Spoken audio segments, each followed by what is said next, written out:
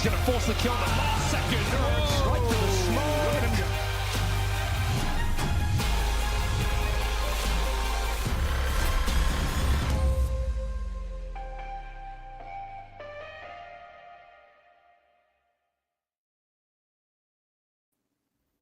Good evening and welcome back to the third day of North American Thunderpick here of the second series. My name is Get the Bag Mark and joined by the beautiful Vincent Cast to bring you these next couple of group games as we trot along here to the winners. Vincent, it's the big time. Yeah, I actually got to take a peek and cast the opening round matchups in Group A, not to get a chance to peek at the final matchups, or maybe not final, the winner matchup. That's going to be a lot of fun, and then we move on to some Group B as well. I'm glad to be back. Strap in. You're going to see a lot of our faces over the next little bit. It's going to be a great time, Mark. No, it's going to be an absolute blast. The games that John and I were on for yesterday were so much fun over in Group B, but it was really good. When I was checking along, watching a bit of that Party Astronauts LAG game, I got to see a repeat of what I got to see in a matchup over in the EPL qualifiers. It was a matchup that you similarly saw there, and LAG even cleaned it up a little bit better scoreline-wise, just from the box. It looks like against PA, I got to catch some of that second map, which is a little bit cleaner, but yo, this was a bit of a struggle for Marsborne, and like I feel like I was about to come into this tournament and say that kind of I'm still gonna try and pitch this, but Marsborne are one of the teams, as in comparison to all the other moves in the space, that are getting better as a team. Yeah, I think that's the idea, right? Like that's definitely what we were being sold, and I don't want to say that that's not what we've seen, because it's still early days. But I will maybe pump the brakes on that just a little bit. Maybe we need to hop off the highway for just a second, Mark. Because here's the thing: I really was and am still excited about what this Marsborne team is, but the reality is, and we all knew that this was going to be the case, replacing Minus is no small feat. And right now, I'm really struggling to see how Viz is fitting into that equation. I feel like some things had certainly had to change surrounding that. I think from a role perspective on paper, it fits pretty well. But I haven't seen the same level of output from Modem that I had seen previously. And I feel like I saw that lack even in those games at Frag a lot of times. Yeah. I think that this was a team I was expecting to be able to be capable of making some upsets, and I think they finished right about where your expectations were. But if you got to see the games themselves, there was certainly some missing pieces, and I think that Viz, unfortunately, is also one of them. So with a little bit of a struggle for Modem, where we know what he's capable of, we know what we've seen in the past, and I think he can get back to there. He hasn't been exactly performing to my level of expectations, in addition to losing, in my mind, a little bit more of that firepower with Viz coming in. I think this Marsborne team is in question right now, and I'm really excited to see if they can work their way through it. But I do think it's a process. Well, they had some great interviews out from Frag that we'll discuss in a moment, because they have their own thoughts on how the roles are shifting around. But we take a look as to a familiar face that they saw, as to reference the land several times that happened in Canada just last week. It's LAG and Marsborne that are quite familiar with each other in the last 6 months in online competition. They got to play each other twice at Fragadelphia here. And you see where this is all toted up from. It's a very confident Brett who's seen a lot of experience in this scene, and now here where honestly I think where you're kind of pulling in, we were just talking in the green room, right? This is the old core of Limitless, where you have that with Sandman, who even played with Wolf for some time, and then you had that brought in with a couple of the players from In Control. It's gonna serve up in our storyline even more today, because Mason is going to be playing with his old teammate Andrew again, who's subbing in for Consti on that AWP, which, I mean, we gotten to see Andrew before play well in ESEA Advanced in North America, so I'm excited to see him back in the server. I think that will be a familiar feat out here, but a familiar feat, there's not a better term to serve up this Veto now, is there? No, I mean, this is, I really love the story that this has teed up with those two attempts on land, the first of which were Marsborne 2-0'd LAG, and then the second opportunity they were in the same group at Frag, and Lag found a way to pick up one map off of Marsborne. I feel like, this is at least for me, the opportunity to kind of come out and prove like that each time Lag are playing this Marsborne team that they're improving, and the fact that they're running back, the same map pool once again. The big difference is Nuke is the decider as opposed to Dust 2 previously, where Marsborne was able to win that. And I think that Train, Inferno, that's gone, I'm going to say, about the same in both ways. The big difference, Marsborne found a win in overtime the first time that they played Inferno. But I think that Lag definitely have a love for this Inferno map. Did have some concerns that I'll probably talk about as we get closer to that map in particular for Lag in their game against PAE. I know they won that game, but some things looked a little bit dicey. Regardless, though, the prospect of seeing Lag take that step by step uptick in performance against this same team, that to me is just a tasty idea. I really want to see that come to fruition, but it's an uphill battle, no doubt. Lag, they have come into each of these matchups as the underdog, and that's true again. No, certainly so. And I think even in the interview that I got to watch with Brett, I mean, going up against a lot of, he kind of mocked it, like the conversation of like, top NA teams, like international competition coming into Frag, man, he doesn't care. He thinks he's better than everybody else at the LAN. That's kind of the mentality that Modzum had in his interview as well. And he's ready, and he thinks he should be beating clean teams like Marsborne and moving on to those next couple of stages, right? And I think where you essentially have this challenge swing in again, I'm excited to see these players coming back in front of my eyes to see, honestly, LAG's in a better position overall, probably in terms of where the storyline comes in. There's a big asterisk here with, what Andrew can provide, but you're subbing in, a really experienced player here. So I think for LAG's money, they're not going to let those type of excuses fall by the wayside. They're carrying a lot of momentum in from this LAN. I think a player to watch here in this series is their highest rated player from LAN, right? We pointed out, Modem struggles. Dude, Mason had a 1.15 rating carrying along the entire tournament. He played his butt off. I mean, it's the young guns right now in this matchup, right? Like Grizz in the same boat with regard to his like stunning LAN performance. He was the one picking up the pieces. Always happens. Well, I mean, yes and no. Like it's on LAN. It's the fact that we've continued to see him update and get better as time goes on. That's like fun and interesting to me. Alongside Mason, who you're right was actually really incredible when it comes to Lag and their performance at Frag. Either way, getting Train into the mix, and that Ivy push has given them a lot of space to work with. 3 players on B. Sending this thing in, Brett immediately teed up, and it's Modzum back in that entry role, and he's getting his hands dirty, and already gonna get plucked out. It's Wolf and Mason going back to back, and Mason is gonna get the worst of it up top, and it's Chop that's gonna go back to back. The second highest rated player from Marsborne at this LAN has got a double right on the site, and you're gonna leave it to the op IGL, who's still up top, waiting patiently, and it's Sandman that's gonna have to recover a lot here, and it doesn't take him that much time. With this halfway tap, he's gonna get on the bomb and tap it once, but he's got to be decisive. Sandman halfway there, and Wolfie's got to find the shot, and he does. Marsborne strike first.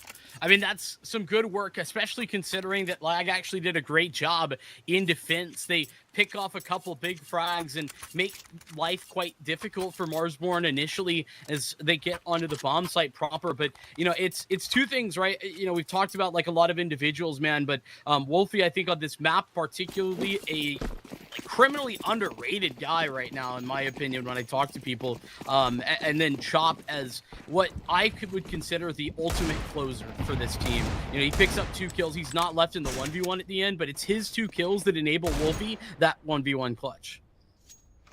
And it's going to be a lot more action that Chop is going to be responsible of. And, even when I was watching this team and, the final editions of the Undone roster and what have you, I mean, dude, Chop was going crazy. Even at Frag 18 was doing a lot of great work, dude. They had to pull in. It was Taggy. He had to drive overnight. They had Skadoodle, like, unfortunately get like a back injury at the LAN, and he had to carry. He had to make up for a lot of performance. And dude, Chop was doing really, really well. And I think for where this, lineup comes to change its roles, it's Modem back into the entries, and it's Viz that, they were, I saw Modem had a bit of, criticism for the, the decision to, let Minus walk was lacking a little bit of support. And that's what they're looking for Viz.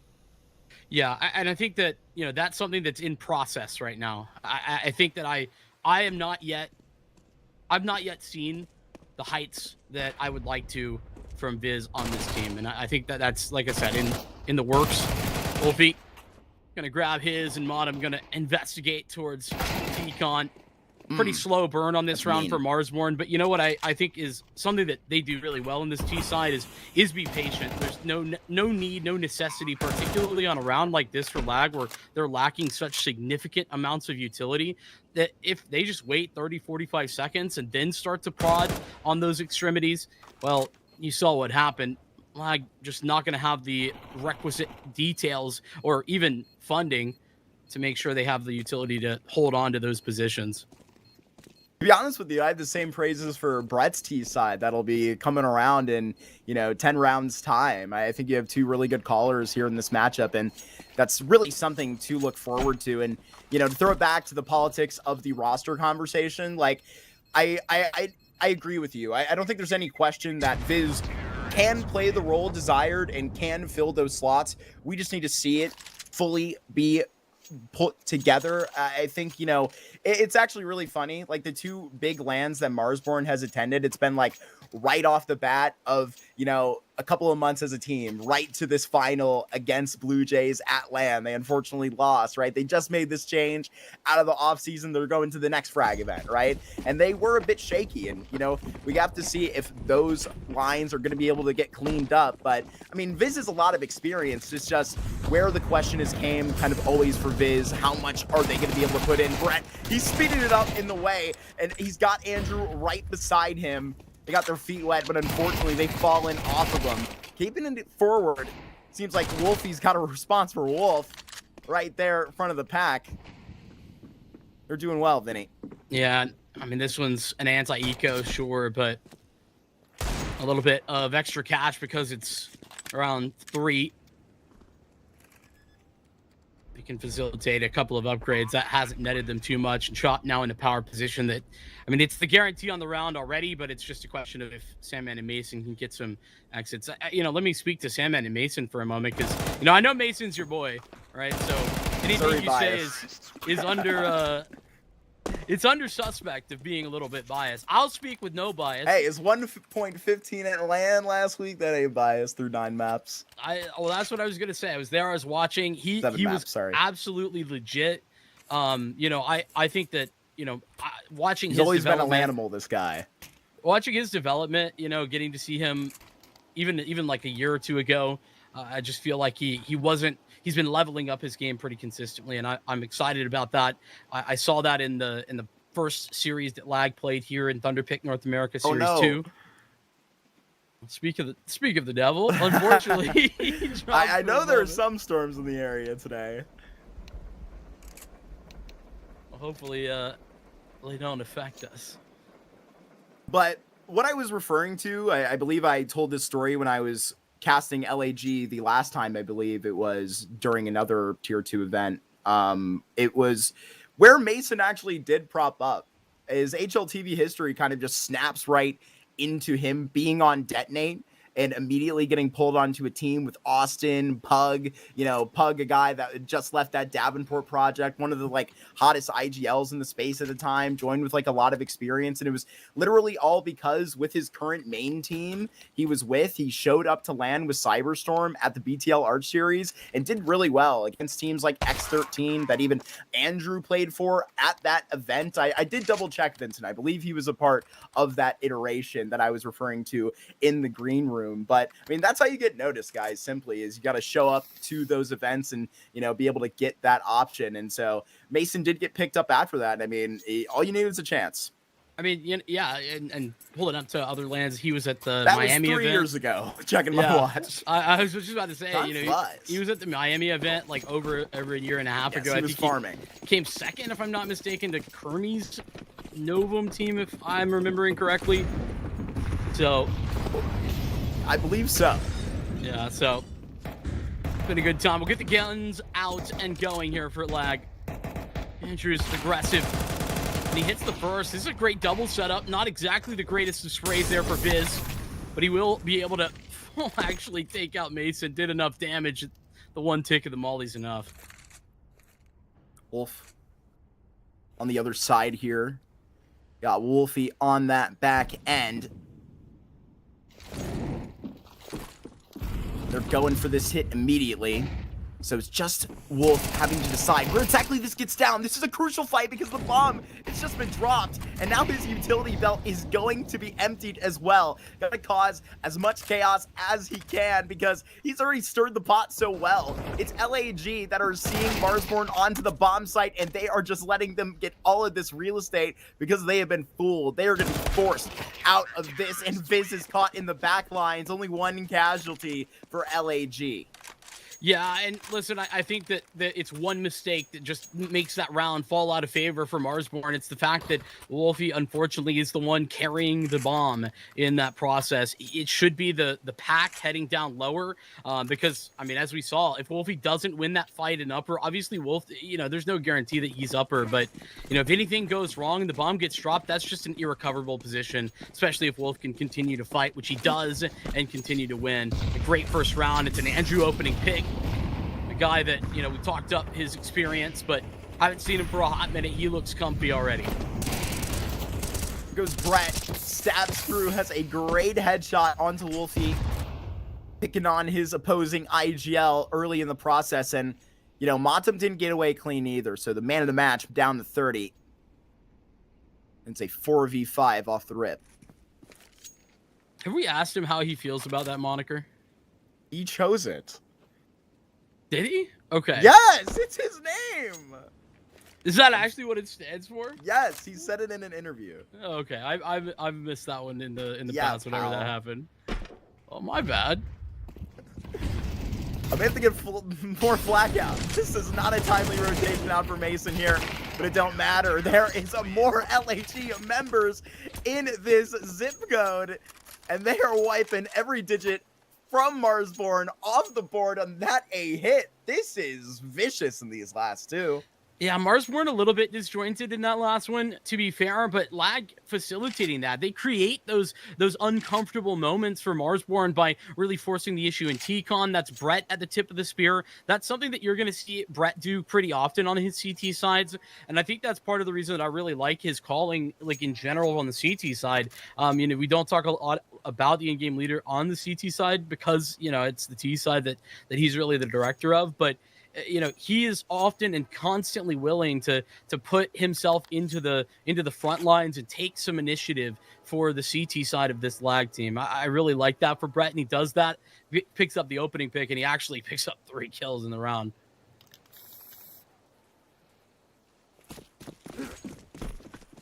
Brett's never really lacked the firepower when I've watched him. Has never been a guy that's, you know, kind of fallen under that IGL stereotype much. And, I mean, that's literally why you see him playing the position that he is out near E-Box. He's going to be an important part of this process of taking these fights outside for LAG, as he's the deepest man through. Andrew managing at back 6. He's got one off that AWP. It looks like you have a member lurking here amongst this smoke, and Brett, he's even connected that onto Matum, so they're going to continue to let this loose. Andrew picks up a second, and Marsborne have just been schooled in these last 3 rounds. I mean, Andrew's been looking comfortable. I watched him play on Nuke. He didn't get that many ops, but the ops he had, man, it really did look good. I had some concern about, like, some ring rust, and, I mean, those concerns kind of just fly by the wayside so easily. When you see how active he's been in the first couple of gun rounds for Lag. 2 kills in this round. Chop's going to try and or rather, Wolfie's going to try and support Chop to get out of Pop, but that is met with a smoke grenade, and so they maintain the control of the bomb. Wolfie's got it on his back. They're separated. And I think they've been See that barrel. Sandman to take a close fight. He's going to continue to slide. Wolf has just made contact onto this player at Hell. It's going to be Chop running in the way back. That'll be heard. Smoked out, perhaps the positioning to suggest that they're going to be just locking the box here and keeping these rifles away. No more casualties going to be given over. Top is going to do everything he can. Well, Tech 9. Yeah, you know, every little bit counts, especially when you're not getting any cash. Ooh. That'll be helpful to toss over to a teammate more than likely, because I'm seeing an eco around these in their future. Marsborne been real quick about things once these gun rounds have started. Like, not a lot of hesitancy, not a lot of slower defaulty stuff. A lot more potency with speed. And Lag have been ready at every twist and turn. And this train has always been close, you know, to a certain retrospect, right? And even, I believe the first time that, like, this series happened in kind of the last three, I believe the first out of the last three was, like, LAG actually picking in train against Marsborne, having practiced it a lot, you know, being confident about it. So there's no doubt they're going to be able to finish this one well. And it's direct challenge, right? The last two matchups will remind you of that. Wolf will get one while fading away, and here is Mason raising his voice for the very first time in his game because he has to. It's a double out here on the site, and there is no trouble in sight for LAG. Vincent, this is disastrous right here, and it's been turned up to the max in these last 4 rounds. Yeah, I don't know what's going on. I feel like Marsborne are a little bit lost at the moment. They seem like they, you know, that one, it's an eco more than anything, so you can understand. But they had a couple of rifles to work with. The big problem is the lack of utility. If they go back towards B again, Mark, I really need to see a bit more commitment to, like, fully execing that site. And, you know, more than anything, Wolf has been a menace up there in the upper side towards heaven. Like that's been problematic. They almost put him away there, too. I mean, he's surviving on one. Literally the essence to just tuck your head away, not even re-peek. It's going to be gone. I mean, a lot of Glocks involved, too, and I think that's important, but Marsborne... The Glocks. I do want to see a little bit of something different this round. If they don't slow things down, then their execute is going to have to be a little bit more punchy. They need all those details in place, because right now, Lag are being really disruptive. Disrupting the flow, disrupting the momentum, disrupting it all. Entire plans flushed. He was sent back to the drawing board, essentially, on this T side. Matam will love a complete fresh start to this. He's the one that finds the opening kill this time. Wolf can continue to just literally dodge these bullets, but he can't hide forever in that smoke. Marsborne are holding on to a man advantage here. Mason aggressively needing to take this fight against Chop, and he's not giving him much room to maneuver, expecting him to have a helping hand. He's taking 2 fights here instead of 1, and he's isolating them well. The last 2 players here within the vicinity are going to give it their best shot. Viz even loses his life, and it's Andrew to back him up. Why would Matam still be around his corner? He's got to join Grizz, who is fragless, but out of the bomb site, has plenty of positioning to be able to take full advantage of this round. But Sandman could juke him in and out of Z right here. That's the issue. I mean, Mason has made this possible. Oh, Sandman, that's the final. What? Oh, it should have been. Grizz having a tough time, and it continues as he has a freebie, but he falls flat.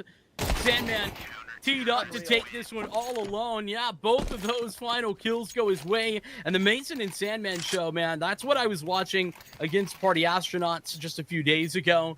And that's what it is in that round. Mason searching for that fight, continuing to force forward, and he gets 2 kills whilst fighting 3 guys. That is ridiculous. It just should never happen. It's credit to Mason. Man, that fight against Grizz all the way trying to lurk is just so insane as well. It does not happen very much to Adam Golden. An 0-6 start, that don't happen very much either. Grizz going to have to get back on it. 9 rounds into this half, and it's been a tough go. 5 in a row for LAG sprinting. Yeah, and, you know, talking about some of the struggles that Marsborne have had in these last 5 rounds, definitely part of that is Grizz being an absentee.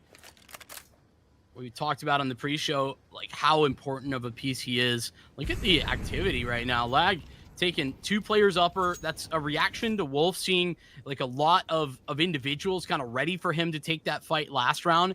He's looking to play denial. Finds nobody, but it's a fast flank ongoing. About to be dead is Chop, and now they can put all of their forces looking towards T-Con, but that's not even where Marsborne will go. I mean, I was going to say Wolf has quietly been the MVP here, dude. This is nowhere close to that kind of statement. He is loudly causing such chaos. And even one kill around, he'll get involved. And now Sandman going to work off this timing. It's Viz that loses that to the headshot, but Sandman going to get overwhelmed here, essentially. He has to with 14 HP. It's one Tech 9 shot that they would have to hit, but it is just not in the itinerary today. Montum needs to recover this, a little bit of dignity at the bare minimum. Flash in, and he does get that trade eventually, but damn, the damage has been done. Yeah, I mean, Sandman just consistently being a menace, a problem, an issue all over the place. And this time, they try and run him down when things go wrong. Chop loses his life, they lose pop duck control, and from there they react to say, okay, well, if we can at least kill the pop player, then we can likely get a bomb planted B. Sandman says no.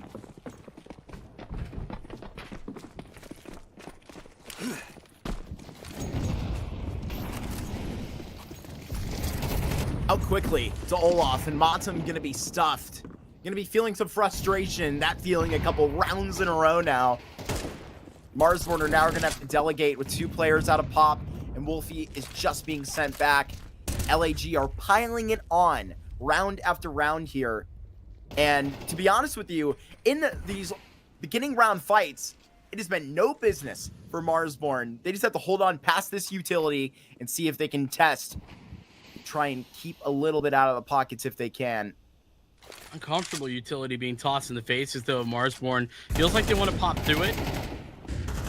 Flashbang, but they don't press the go button. Now Brett has the opportunity to continue firing away. He's got Wolf's support, and I don't know that Wolf is like super well known in this position anymore either.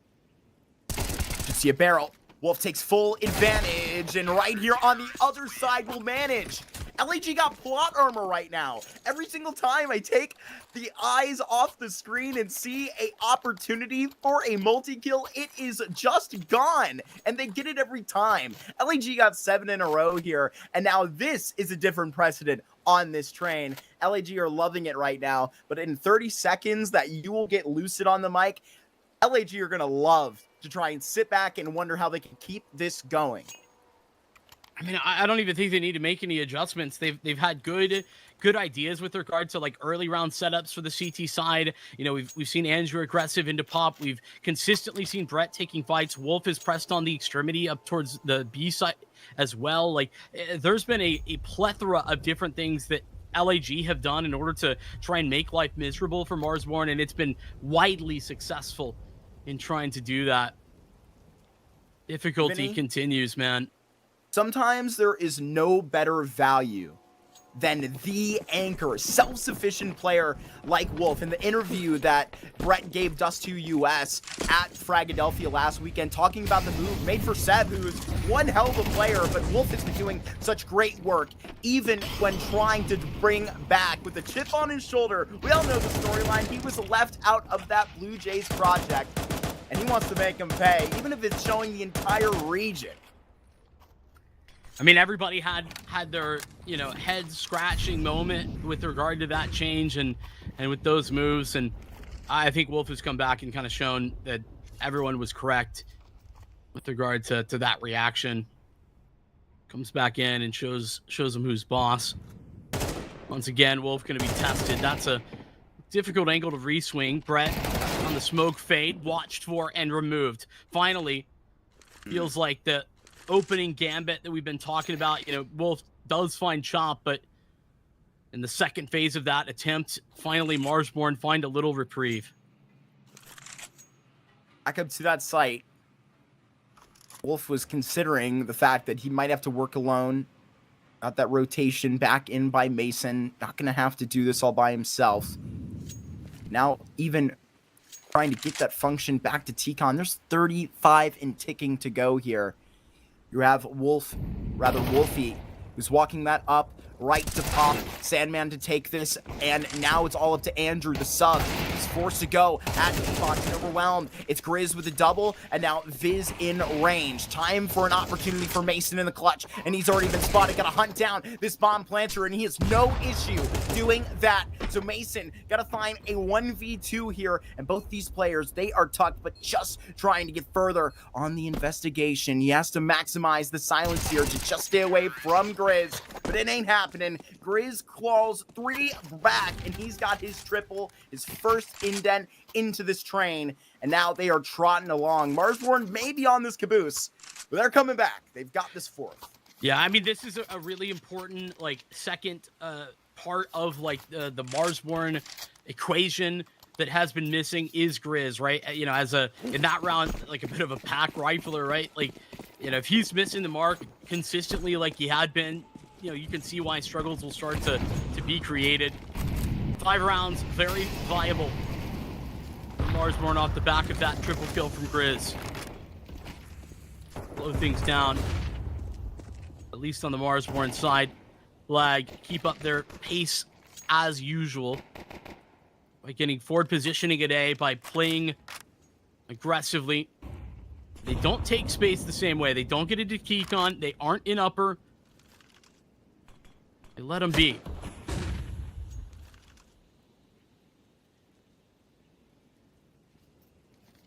Just fight lunging forward. Montum decapitates, easy trade in range. Automatic from Andrew. Even if he's not going to put up that big rating, you're looking for consistency out of this sub. And so far, it's been there on this CT side. I can't fault him much. Really good looks. Flashed in. Ivy clear. It's life's a game. Taking their priorities of this ace site. And they've met them. T-Cons, that's not their real estate to worry about anymore. They've given up the rest of this range and gambling back to B. With this 4 setup, they can go. Andrew, he's going to get this double in range, and he may not be done. Wolf is going to reposition here, but now with eyes on, Grizz is so far in the bomb site with the bomb in his back here and separated from the rest of the group. This is just such a pickle to be in. He needs to get back. Ooh, very fortunate to be alive as Andrew. Wolfie nearly gets spotted.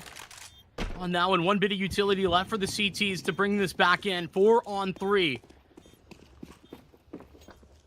Gonna be right next door with that Mac 10. He may just cause chaos here. He can cause dysfunction. He's gonna line them up, but even not even confirming the second kill is gonna hold them back. They need this round so damn badly. Marsborne want to screw the cap on this 5th, but Grizz caught off guard, not for long, and they have got it.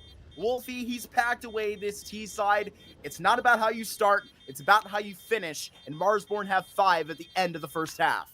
Certainly a strong finish, and you know, it's no small part to, you know, Grizz waking up a little bit, but also, you know, some finally good calls there where, you know, lag aren't allowed to be as effective because Marsborne go back to that slower style. I was kind of talking about how, you know, that's something that I feel like they do pretty well in general, but they felt like they really wanted to fight and play into lag's perspective. At least at the beginning of that half, they stopped doing that. They slowed it down and they waited things out. And I think that was a good decision that gives them 5 at the end of the half, where lag certainly should be proud about a 7-round little bit of a lead here at halftime.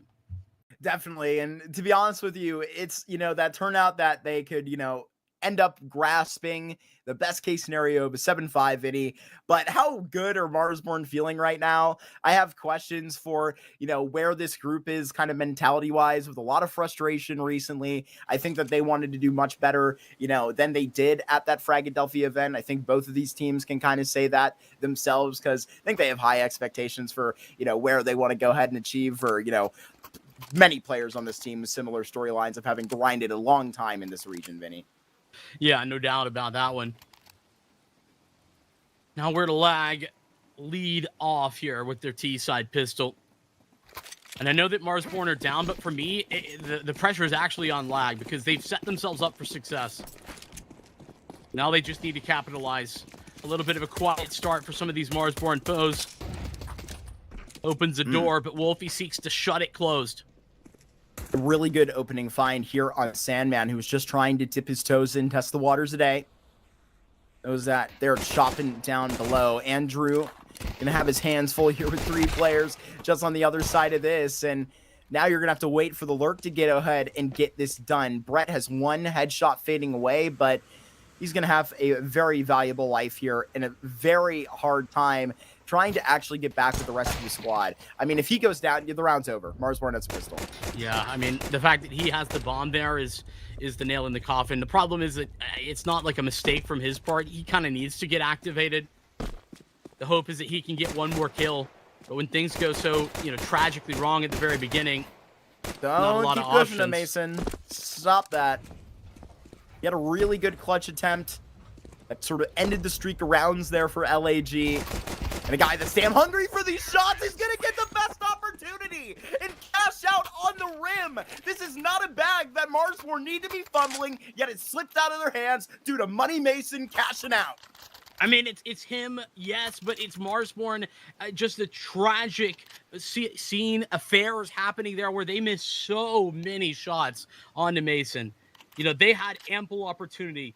Mason seizes that opportunity and deserves all the credit for it. But truly, Marsborne, they've got to take responsibility for the fact that, I mean, there was so many, I won't call them free, but open attempts and shots forward that were very viable onto Mason there.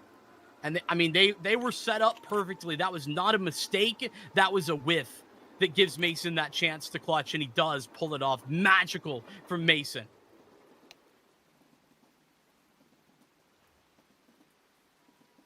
Finally got his clutch, was denied it on that A site. Now the ball in the hands of Brett's offense, and boy, did he just get a get out of jail free card, because they have gotten out of it. I mean, this cell that Marsborne was about to put them in for what? Kind of catching them up and, getting back to what's near to be a tie game. That's what Marsborne really kind of needed narrative-wise from that pistol, and they are not deserving of such comfort, not when Mason is around. Nothing comes for free here. Yeah, that's I mean, it's a tough loss. I just think that, Marsborne, they know it right now. Don't even have to look back at it. That they are the ones that allowed that to happen.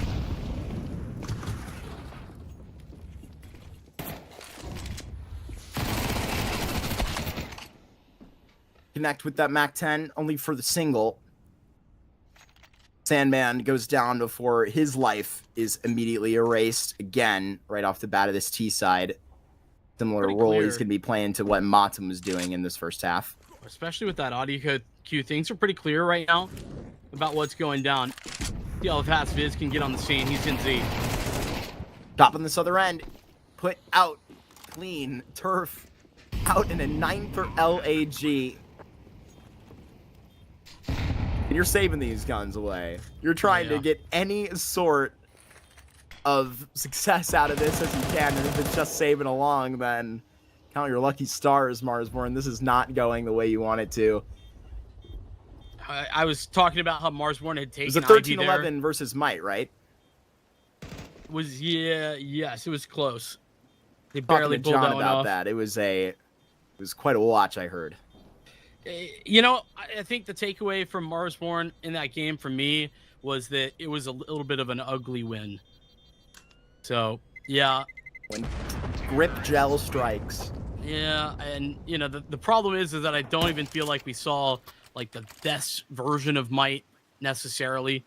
So, I do think that Marsborne, that's why I set this up, right? Not just lag, taking a step forward every time they play this team. They've had 2 opportunities just a week ago, and they got better every time. Now they look to find a win after 2 losses. It's sure the question of a sub in Andrew, but a sub that is very capable and one that has experience. Going to speed things up. Eat a nade, but Andrew still hits the entry with the MAC-10.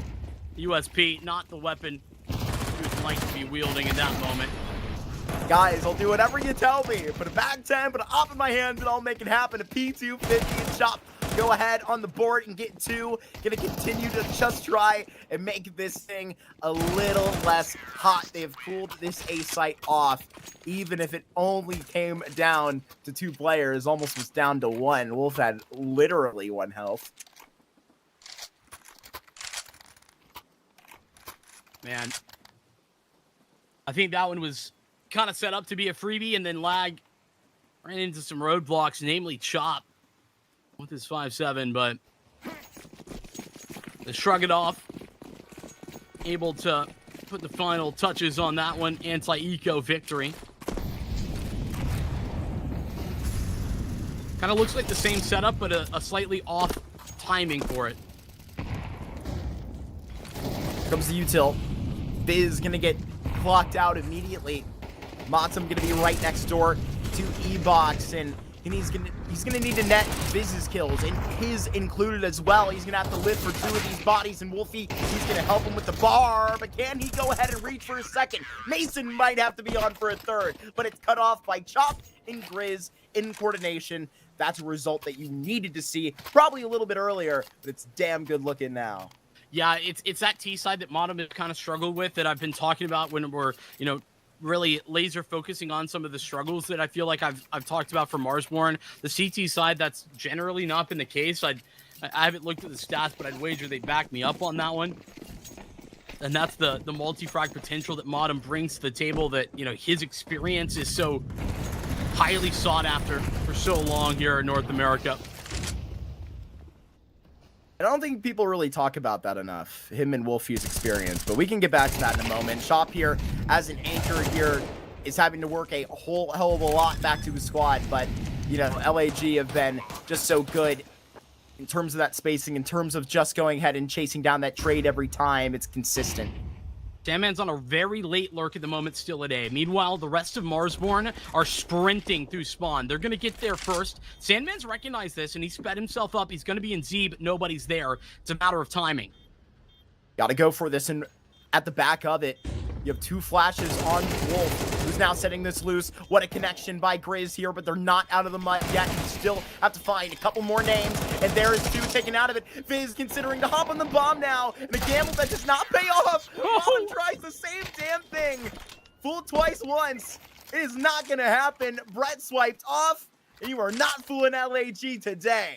I really thought that Grizz had made the move to get back in. I thought he was the engine to open that round back up in the favor of Marsborne. A phenomenal double to get them on the site. Lag were a little bit bumping shoulders. They really were in a tough spot there because of how many individuals were deep onto the bomb site, and Grizz made it happen, but a save from Brett. 2 kills as Sandman arrives. Makes work pretty easy. Lag currently sprinting towards the finish line mark. It's Marsborne who are under fire. This is with the proper weaponry to take these fights in TCon, though. Marsborne fans can appreciate this. It'll be fine when these smokes fade. Different conversation. Good thing we got another. Another 20 seconds tacked on that one. Don't you worry. I didn't think I would see an auto shotty on this train. I like this, though. This is a really good call. Mason just finding a little bit of a timing, and he's slipped the gap. Chop's dead, presumably here in a moment, though. Mason, oh no! Wolfie swings wide! I don't, why is Wolfie even swinging that? I think he was just considering trying to refresh on the Molotov. Maybe he was checking out to see the other one. Who knows, really? On a chance, Mason found, and LAG thought that was their timing. Now that's off the board. What's the new idea? Let's be clear. That was their timing. If Chop somehow had the wherewithal to communicate to Wolfie that there could have been a gap there, I mean, hats off, seriously. That's incredible. Reroute back over, down into Pop Dog. Sandman's going to be the sole one responsible for clearing out Biz. No. The auto shotty is causing a lot of damage. Long live Viz. He goes down with a damn good fight. Grizz on this site. And Brett sees an acrobat in front of him. Too many targets in front of LAG right now. And it's down to the super sub who is flying away. And Grizz looked like he wanted to maybe test the waters there, but that's not wise considering the economy for Marsborne. It's still on a knife's edge. So after that 1v4 clutch from Mason in the pistol round, Marsborne, they finally get back on the horse. It's a long road, man.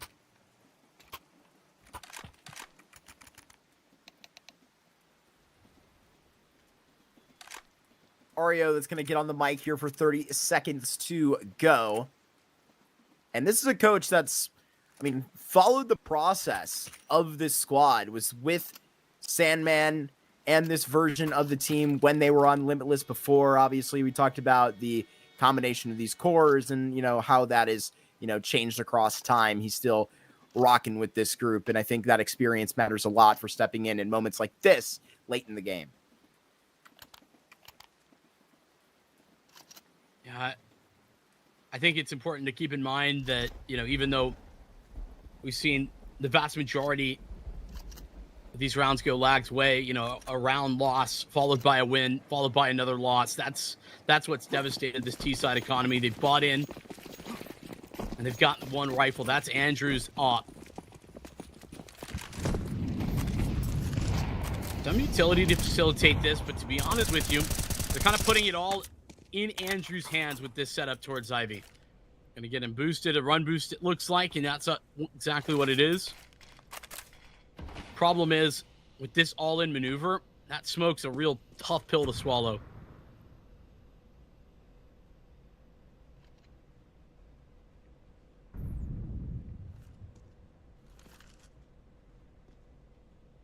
Mason got this entire set of utility to try and dictate outside of T-Con, to support this all the way down, the pathing into the site, and inevitably in their plan there, seeing to push past Wolfie. Because now they will approach. The utility set from Mason is sent out to give them the pathing in this direction. Set up right for this. They need a flash, and they're going to take it dry into Wolfie, who now equips the pistol, but is now subsequently subtracted. They have to get their hands dirty with these 40 seconds, because after that movement, where is Mason going to be seeing this hint through? Motsum going to try and clip the tail to this, but it's a kill like that that'll throw LAG right back in the round. I mean, they got to get this op involved. That's like the next step. For the moment, Andrew gets a tag. Oh, but it's nothing further from that. Molly disruptive. Chop's right behind it. Viz executes Mason, and now Chop can activate. Andrew's got no idea. Chop might even deny the plant. Does not do that, but does deny the round. Marsborne turning up. They didn't lose their cool fully. There had been plenty of reasons to on this train, but it's these round wins that are going to be, you know, helping them, if nothing else, keeping their heads in it. That's going to be a really good turnout there against the round that was, you know, having the chance to get messy with that kill brought forward in the 4 versus 3 by Motsum. Unfortunately, drained by the A1S. That was a full invest. This one's not. Flag, unfortunately, falling into the economic ditch for the moment. Mason's got a great timing, but just too many bodies in his way. There's 3 players that could have been swinging him right there, and he sees 2. Once this smoke fades, if it even does, Chop is going to see a whole lot. They don't get past that point, and maybe it's for the best, because Chop, he's going to have the surprise now. Got to deny the plant more than anything, and that's all he needs to do. Marsborne are here, and they are clearly in action now. This is going to be a heated press in round 21. Marsborne are ready for a big confrontation. Yeah, I'll tell you what, the CT side for Marsborne, like nothing has changed with regard to this. It's a lot of, you know, good protocols that they have set up over time playing this map, and, you know, inserting Viz into the equation. Certainly Midas was a big deal in Yard. He played Hell pretty consistently, but yeah. I think that this is still a fantastic looking CT squad. Top going to get there before and try and take these fights. He's pushed Mason off the block. And now gets this early pop control. That's a really good play out here by Marsborne. And you know, to be honest with you, I feel like that's a Wolf kind of value play. You know, you just kind of needed a little bit of an assist there from his IGL, and Chop does that all by himself. Yeah, I really think that it just allows such flexibility for Marsborne with regard to their A-site hold. Look at how solid it is, how much time Wolf is having to invest, and potentially utility too. That's just now going to start to be putting into the equation. But the fact that now Wolfie can just sit on this line, he has so much support on A, and you can play so passively towards B. It's that is what the net benefit is from Chop's early push. Missed shot out here by Wolf. He's got to get this down. Confirm the kill. Can't quite catch Wolf. He's slipping back to the site now. Can't get this all the way through. Matum has to go one and then try and net another. It is so hard to do from Olaf in a position like that. Viz at E-Box trying to net a double. Just tripped up to one. Chop in a rotation is going to give Grizz a timing, but Andrew still curious about this held position. Brett trying to sneak around and can't quite do so. All down to the super sub, and now with eyes on, but the time in his head, it's ticking, and he's got to make a decision on his way down with coverage to do so, but at the last possible second, it is Grizz that decks his head off his body completely and has something sweet to hand over back to his caller. Yeah, I mean, it's sort of a risky prospect the way that Grizz is playing that position. He's essentially just required to hit the final shot. Like, he is, you know, respectfully playing to bait and then win the round off the back of that. So patient was Grizz. I feel like that should be Viz, though. You know? I mean, you might be right, but I mean, he waits that perfect amount of time, right? Chop hits his one shot, and the fact that he never swings, Andrew's watching that the whole damn time. And so Grizz deserves all the credit for putting it together at the final timing.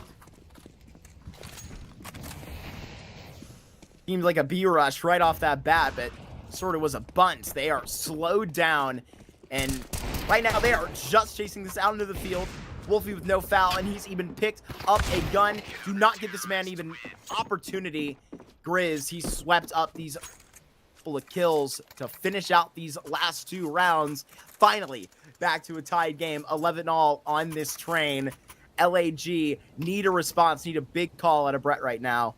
Ario is going to get on the mic for the last time. It's been sprint after sprint, Mark. It's been about, you know, who can maintain that pace for the longest amount of time, right?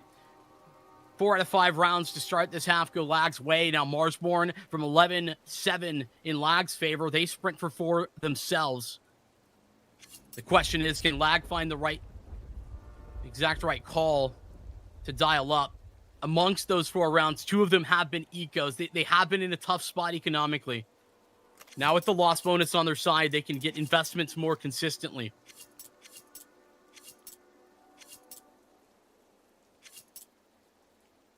I think what I was starting to, like, I mean, it's not, you know, an optimal time, middle of the round, to start a macro positioning conversation, but, I mean, there's kind of a, you know, conversation that needs to be had of, you know, where the support is needed on this train, positioning-wise, between the roles of Grizz and Fizz right here as the early days of this move happens. It doesn't look to be a completely comfortable Marsborne, at least from where I'm standing. Not comfortable in every situation, but comfortable on these CT sides, these protocols, and that's what gets them the opening pick. It's a double nade. Brett, we know how often he likes to play aggressively. The CT side, the C side now, he's punished in I mean, it's the most important round of the game. And run this out. Next important 60 seconds, if you will. First to get 12. Right here, gotta survive. And right now, it's LAG down a member, down 2 members, and one of their most important. They got to make it happen. No ifs, ands, or buts. And still the anchor here. Solid back in the bomb site, and he is keeping Marsborne in check. Sandman taking this fight and is gone. Mason and Andrew would have to pull off a miracle right now. Surely not. I mean, Andrew's got great positioning, but Mason's out in the open, and he's got to continue to fight. There's no other options. It's technically planted for something that Andrew could get to, but Monum's just going to hold onto this defuse whilst Wolfie holds for Andrew's swing. Wow. Both are successful, and a round that looks untouched, unquestioned from start to finish. Marsborne connect the dots into a massive swing that they knocked out of the park. And they have survived long enough to get to this point, long enough to survive a 1v4 in the pistol, and then LAG kicking themselves into gear. It's taken a nice stand up from really, I feel like the entire team morale to keep it alive, keep themselves within this train, and now they just got to finish. Easier said than done. Yeah, Lag tussling an upper quickly. They're going to get into there. I love this pace change. They're swinging. And Wolf bends that to the back of Red. This is looking like a Wolf on the Blue Jays on the entry. Tip of the spear. Brett in his lead. It has disappeared. Wolf had those entries down, but Brett, he just danced around those shots Looney Tunes style. He just whiffed about, and now this has given him new life. Chop on low HP, and they're lined up. Oh no, that timing. They may have just seen him, but you are going to get punished every single time. Chop right next door to Grizz in an effort that they never let go of. 13-11, back-to-back days on this train for Marsborne. It is messy, but it's Marsborne. That's their brand. That's how they're going to push it forward 1-0 in the series up against LAG. Yeah, some storylines continuing as we talk about this one, right? From 11-7, that was the scoreline that Lag had, at one point in that half. It's a straight up run back from Marsborne. They don't drop anything in their recovery to a 13-11 scoreline at the finalization. But I want to kind of put the final touches on some storylines I've been kind of seeing continue to build up over time.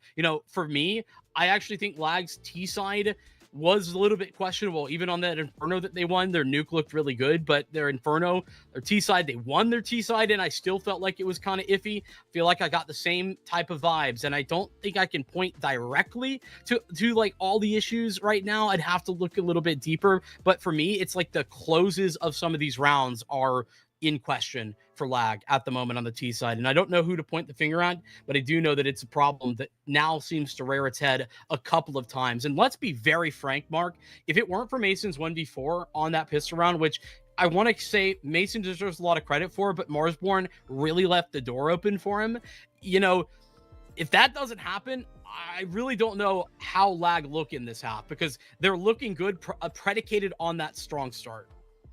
Yeah, that's a really good point. And I feel like where, some of those calls did get to slip up was under the pressure. And it was like, at least 6 rounds ago that started to become a problem. That Tech 9 buy that they were waiting up in Ivy for was, an opportunity at which, to be honest with you, I feel like, when we were examining kind of the faults of both T sides, and to be honest with you, obviously, we have Wolfie coming out to be the caller here, but I have a lot more respect for him keeping going at these brown halls, being sent away probably after like 4 or 5 rounds of them working against Wolf. And they were like, all right, we're cutting it out. We probably just can't really get it done over here. They started in like those last back 6 to, I think, really push it towards, I think, Brett at E-Box there, trying to see exactly what was up. And that's how they got sort of the best out of that first half and kind of made do. But really kind of seeing how I don't really feel like they sort of took that same protocol of figuring out where exactly it was Marsborne kind of weakest. And to be honest with you,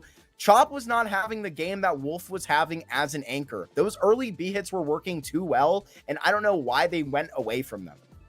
Yeah, I think that, Chop actually really stepped up his game towards the back half of that as well. But, more than anything, this is why I kind of put the onus on Lag's T side a little bit more than, I talk about, I think Lag's CT side was actually really good rather than Marsborne's T side was bad, right? But on the flip side of that, I would say that Marsborne's CT side was good. Lag's T side was pretty rough in general. And I think that, for me, Lag really were focused in on momentum calling. They were looking to okay, let's pull a rotation and then quickly snap to another site, or let's try our execute. And the little details for some of their executes, honest and truthfully, they were just missing. We just saw Marsborne kind of be able to sneak their way around them, find the right openings, and ultimately cut them off of the knees.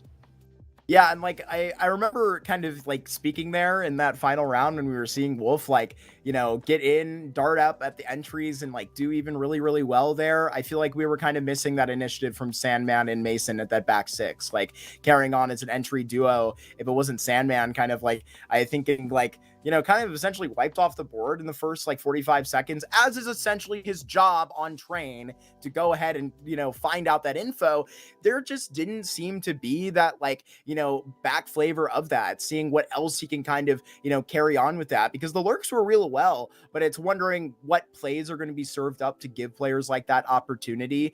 And credit to LAG for putting up a really good CT side, because I think we can credit Marsborne for the same thing. I mean, the way that they were working, you know, utility wise, Train has been in the pool here. You know, we've like literally had a major with it. We've just seen into the next rotation of a map, you know, being inserted in the next, you know, stage. Like, dude, teams are getting really good at Train. And I think we are all loving kind of watching it here, kind of to see how two really good Train teams going back and forth 3 times can result in, you know, a map like this. I mean, considering they turned this around mid-game after what, like, this is 4 trains in a row in these series. It's just really insane, Vincent. Hats off to Marsborne for not letting their mental be given up.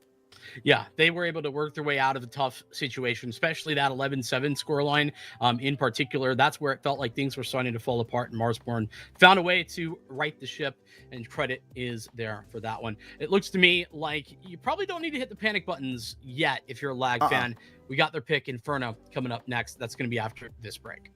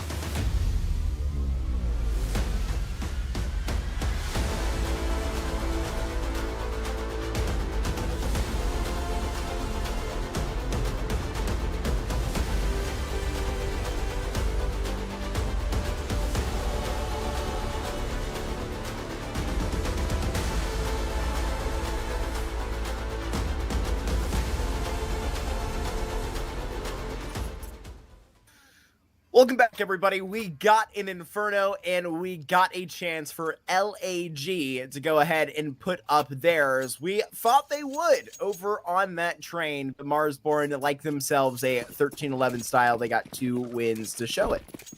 Alrighty. I think I've been pretty critical of Lag's T-sides. They're going to start with another one. Normally, their T-sides are a big strong suit for any Brett-led team, but for this one especially. And I think that, part of that is because, I think it's detail-oriented. That could certainly have to do with betting in Andrew. Let's see how things are on this one. I saw Inferno 2 days ago. And they might have won the half, but I wasn't impressed.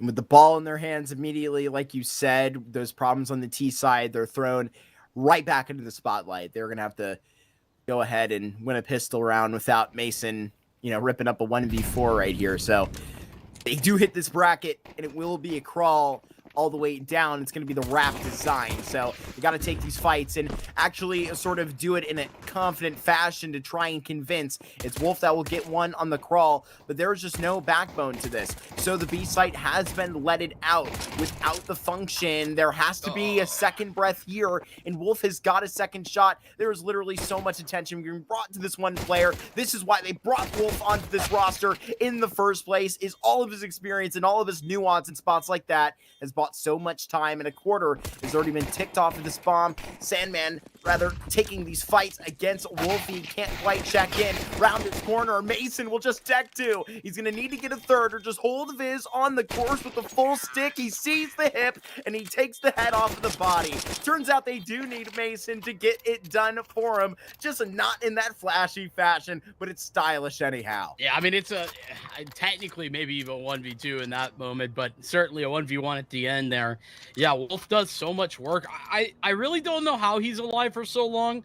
Feels like he's just playing patiently, and Marsborne are taking the fights, just nobody hitting the shots. But hey, you'll take those when you can, and the fact that he gets away with another kill after the fact, yeah, crazy work from him. We'll go back to the bye. Marsborne are instantly looking to force their way forward. They get 4 kills that last round, and plenty of SMGs included in that is a FAMAS, but the utilities nearly run dry already. Modem, it's another smoke. Grizz has the other. Oh my gosh. Dunked on the chop. That was deadly. But don't you worry, there's a UMP and an MP9 that are holding up that A site. The delegation, the decisions nowadays. An MP9 may be on the move, rather the UMP. I'm going to get crossed all the way down. It might as well be on A, because it turns out it's looking like that's where Brett's team is going to finish. There is a couple of tricks around this. Yeah, it's a stack towards B. Wolfie and his UMP do get on the move.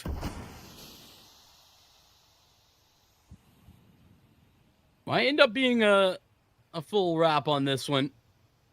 In fact, certain now. Grizz is respectfully pretty cooked. Well, I think you spelled that out well. Brett and Co. see into this B site and slot themselves 20 seconds for success. I think Grizz is the only one that is going to be, quote, cooked in this round. Unless there is to be this push by Andrew and Wolf, who, I mean, at least on one of these ends, why not? It's an SMG. You have to hunt the pack. I mean, you say that. Also valuable pieces where you can now have an extra force buy next round. And that, I won't say becomes infinitely less strong with each gun you lose, but it's linearly less strong. Here goes that. Oh, man. Oh, boy. The UMP. Welcome back.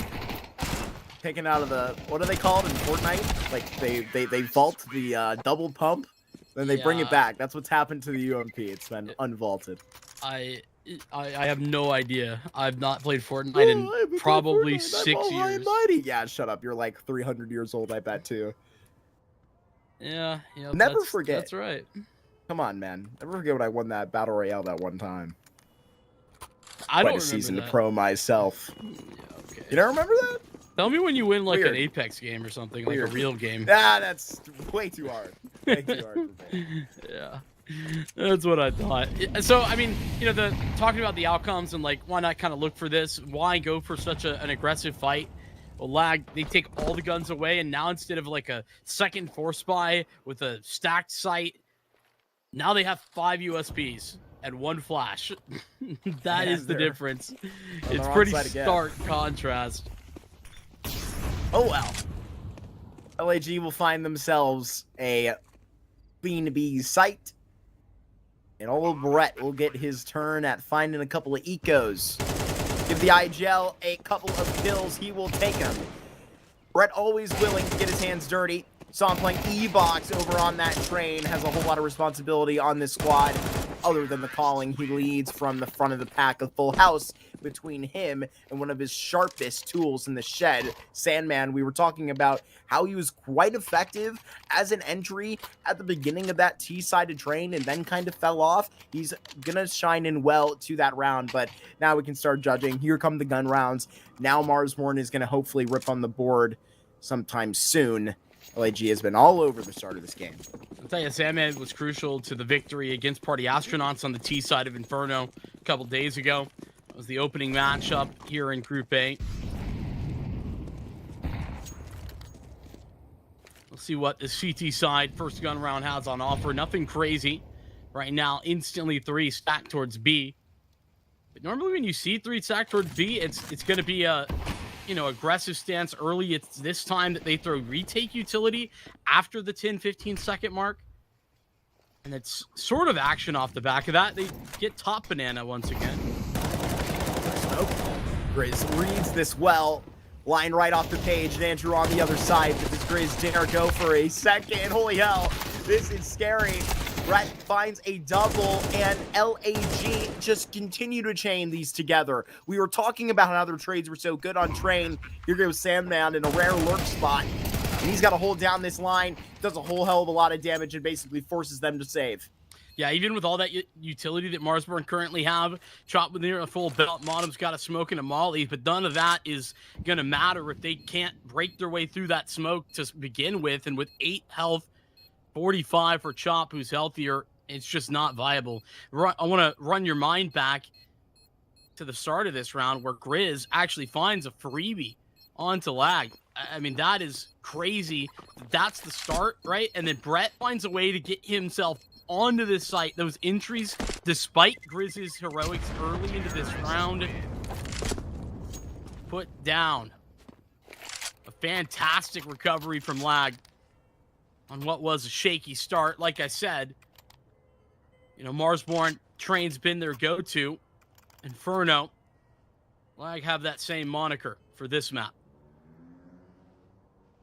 Yeah, I mean, I really consider this home turf for an LAG squad, for Brett specifically. I mean, used to run this with a couple of those fluffy aimers lineups through the mixes and faces that he did pull onto that project. It's going to be interesting to see how exactly going to be changed with now Viz in this process. You're going to have this conversation kind of on each piece, see how Motum's movements change as well. It's really just those 2 players you have to pay attention to for the role changes, as they're now paired together on this B-bomb site, just in this 3-man setup.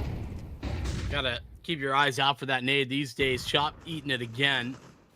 But they push forward. It's 1 for 1. Favors Chop at least somewhat. Now they've got to continue that. Grizz wins his duel. That's Wolf on the extremity. And Brett doesn't want to force the issue. Not when the bomb is nowhere close. But they go and hunt him down. Wolf, he's having none of that. Brett falls. And LAG are split apart, light years away from one another. Mason tries to work this bomb back through Arch, but he's going to meet Wolfie once again. He has to really be precise here on 21 health. Bomb dropped, and so is the round practically. Andrew would need to do a whole hell of a lot here with 45 seconds to go. It's not a completely opportuneless round, opportuneless clutch situation, but at the point at which I'm sort of seeing Andrew fix into the function of seeing back to B, it'll be Chop that finds him and puts Marsborne up on the round and into the board for the first time on this Inferno. Yeah, lag trying to get a little bit creative in that one. All right, send a whole lot of presence towards B. They're actually looking good in that direction. And I I think they sort of had a timing there for Wolf, but it doesn't work out. He loses his fight. Brett sort of alone, and then loses to a re-aggression from Marsborne, who just don't stop. They continue to push forward. Limited in that one. Marsborne need to put together another, though.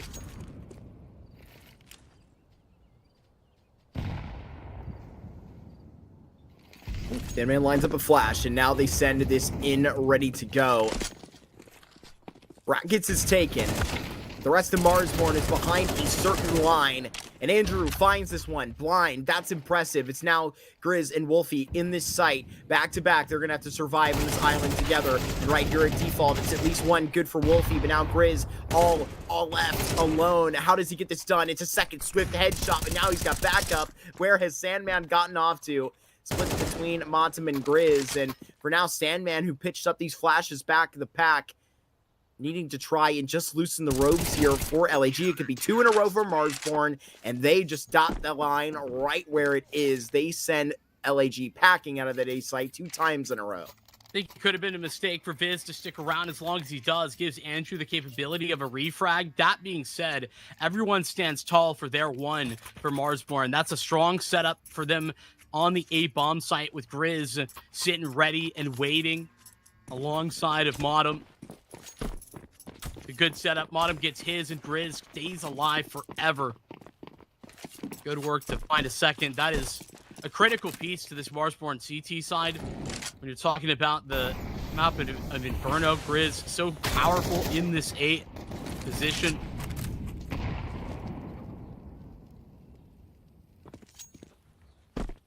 Wolf, they're getting involved pretty quickly. Popping into the bedroom, found in the smoke. Denied. These Glocks are not going to be living too fruitful of a life. A bomb plan could prove otherwise. Mason on a pistol in a clutch situation. It better be a Glock. Not happening on the Tech 9. Not today. One casualty of the name of Chop. Ario gets on the mic for the first time for LAG on this Inferno. Yeah, this is kind of the same conversation that I had been having before about the T side, maybe for lag, but I actually like what I've been seeing. You know, these first couple of gun rounds, first one successful, next one, you know, an idea that doesn't quite go to the right in game, but has a lot of motion behind it, and they've been bringing different thoughts and processes to the mix here, lag. I like it. Like I said, they have the unfortunate reality that they're working with a sub, and not just, you know, not one that they were expecting to have. I think it was very last minute 2 days ago when like it happened sort of, you know, in the last couple of hours before the match time. So you know, that means they've had to take the rest of the last like couple of days to try and figure out how we're going to handle all of that. Definitely. I mean, same as the conversation to go in our matchup later, circumstances otherwise, but Juna not able to play in this event. Instead, it's going to be Misha up for Aether. Didn't cause trouble yesterday versus the Comets. They're in 2 close maps. Misha did well, but we are definitely missing Consti. Andrew's filling the shoes well for this event. That's crazy. That is an awkward timing. They walked right past each other. I mean, technically on his screen, but, you know, doesn't see. Now Hey, Chop's got a freebie. Full three moment. That one clearly in the vision, though. Chop's position now exposed, and they're going to be looking for him. Got to turn the tides. Sandman turns his attention, and Mason is looking for this one as well. Though Chop should be aware of potential advance. It is Mason that does bring this back to at least a bit more manageable at a 4v3. Yeah, but this is, you know, dream scenario for the CTs, right? 2 players per side of this map. Another smoke dropped at the 40-second mark is deadly. Requisite utility for a pretty significant exec, but oh, Mason, I really don't know about that one. Felt like Mason just like sent it in there, praying that he'd get a freebie. Andrew and Sandman denied right outside of that B site. LAG's slow ball gets thrown off and immediately decked. 4 in a row for Marsborne is put up against the 4 in a row of LAG. Now, that's a familiar feeling that we all can point to the beginning of Train and sort of laugh at that. A little bit of that all the way passed out. That's what we wanted between these two squads. A close game. Pitched in that fashion. Maybe unpredictable, but we'll take it. I mean, Marsborne have looked good. These 4 straight rounds have been really, really strong. It's been hard to argue with anything that they've been putting together. You know, that last round seemed to question myself. Under him. Wolf, he's going to have to watch out. Brett has got that headshot, but can they stop the flood? Grizz can at least. 3 versus 5 right here. And right now, LAG should not have business at all in this round. They shouldn't even have been given the key to the place. Brett given everything they've got on the utility. This nade yet to come. At a 5v3, it is Marsborne that need to seem fearless right now. They've just got to get this down into the pit, Vincent. But there's just 2 players here, back-to-back on the site. And then even considering all the way back behind the box, this is tough. At least Andrew gonna get his one. Viz now goes the pistol, traded by Wolf, and unfortunately things go even worse over on the porch side. Lag, steal around away. That one, just a matter of pace, a matter of Marsborne playing passively towards A, and Wolfie gets overwhelmed. Grizz has too many targets to select, and neither even get one. Lag with a pistol victory that changes the game, gives them back the lead.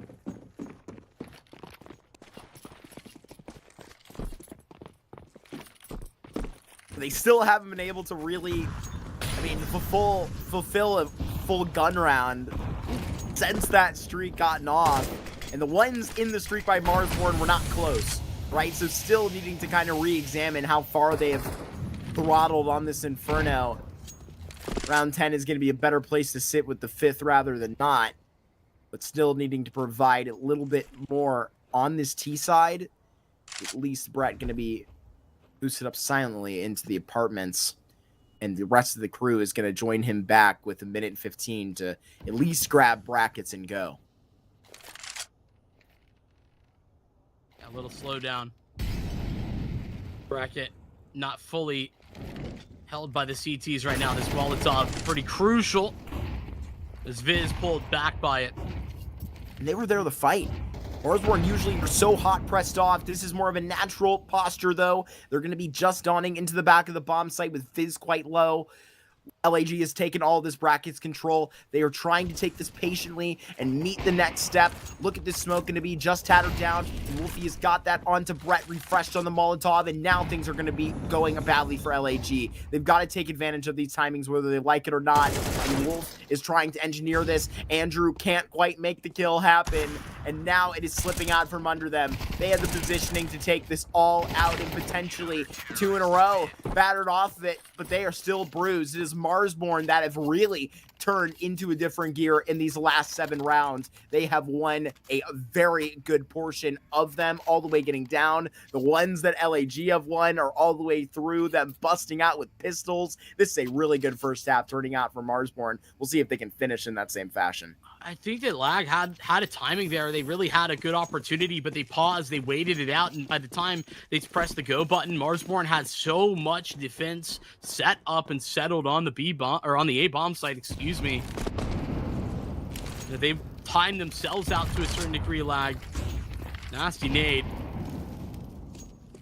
Finally going back to Banana. A lot of success for Sandman here in the past, but they're just gonna go off the back of this. Everyone's here. Time to roll. Mason, chipped back by Chop. Viz, he was the 3rd player here in the setup before, trickles through and finds a perfect timing. It is just pitched out by Marsborne's newest member, and potentially for their 6th right now. Signed across the screen for a triple is Viz. Welcome back to competition. Yeah, that's a smart play from Biz. He understands that, you know, Lag are probably anticipating to see 2 players there, especially because, you know, there wasn't any sort of really aggressive Banana utility dump or anything like that. No multi-nade set up from Marsborne. So, you know, if they don't see anything like that, then their expectations is for 2 players to be at B from the Brit. And Viz making sure to take that and run with it. 3 kills. The Lex.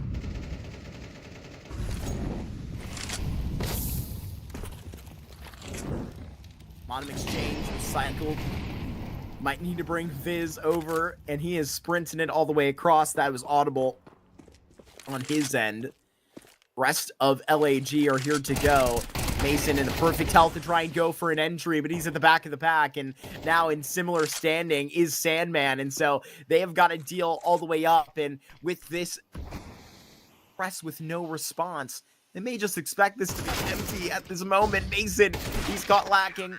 Sandman, same fate, and what a last couple of rounds that Viz has had. Finishes the half with 12 kills right next to Chop. Both these players all the way down. Viz in those rotation spots. There's a lot that has changed here for Marsborne, but they are still taking it in stride.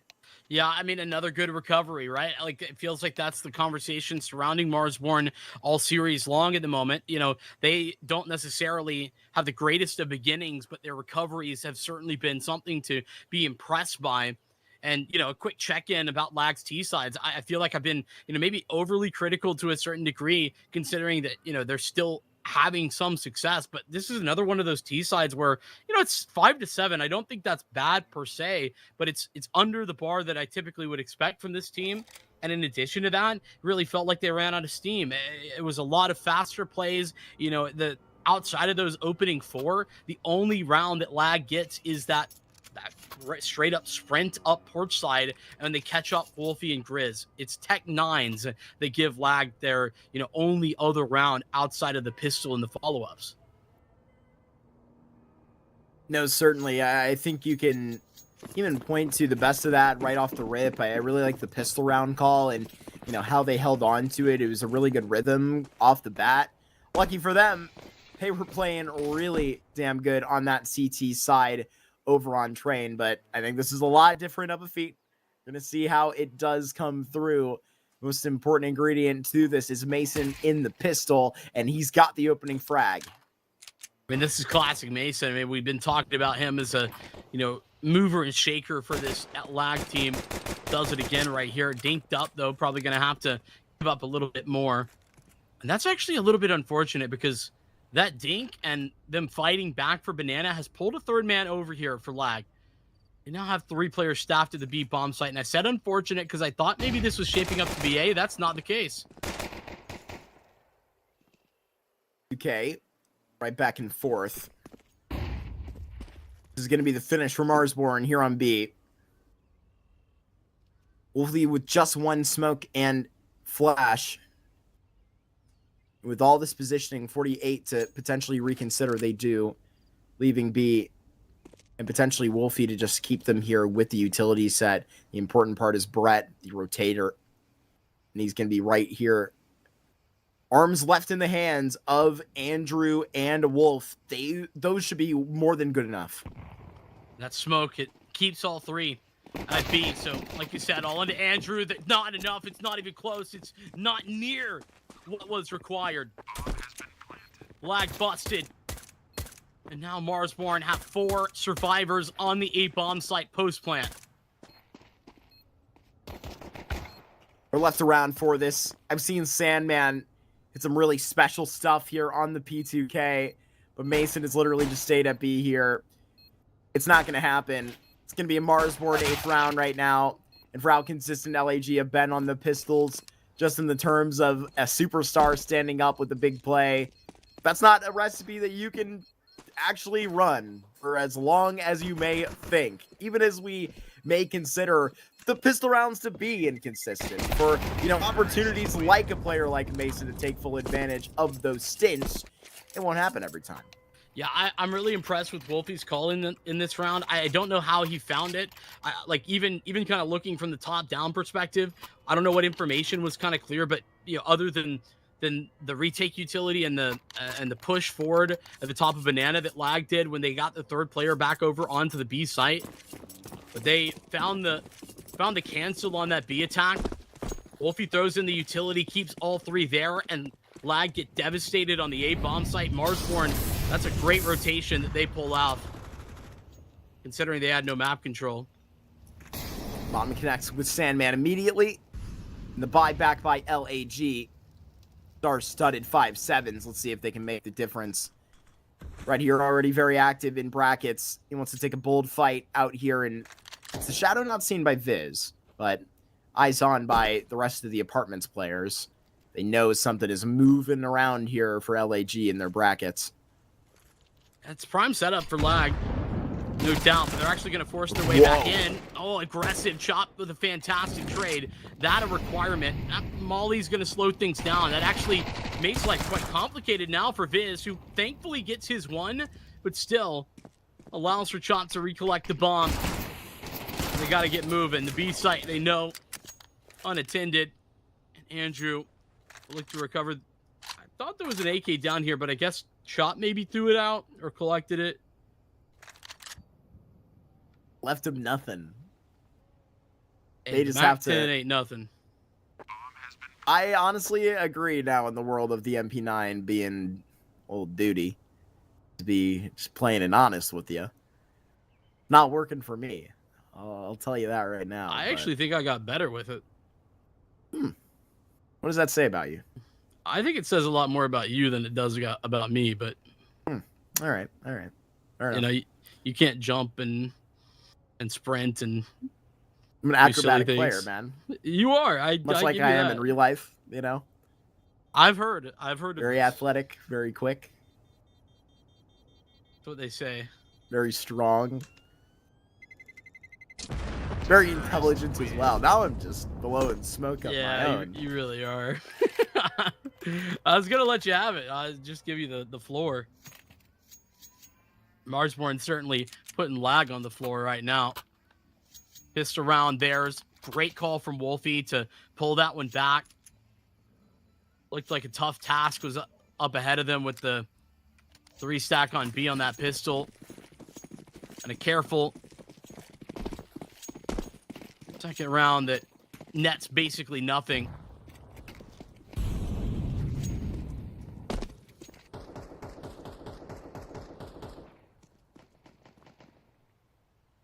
LG got another half buy here.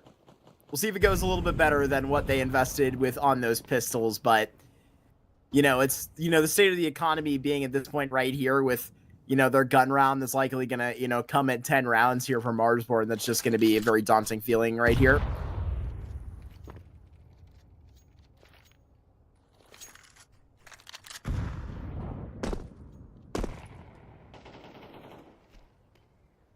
I think you sung their praises for these type of rounds going oh so well because of maneuvers like this. Patience on train is what saw some of those ecos. This is a really nice round so far from Marsborne. Yeah, and another one where, to be honest, they're about to find the right spot. Look at the site that they're going to go into. I think they're probably going to go through this smoke. A little bit dangerous, but Sandman leaves it as is. Back on the scene to flashbang, but that's the trade you're looking for. Like I said, Marsborne and Wolfie in particular kind of finding the right strings, threads to pull on.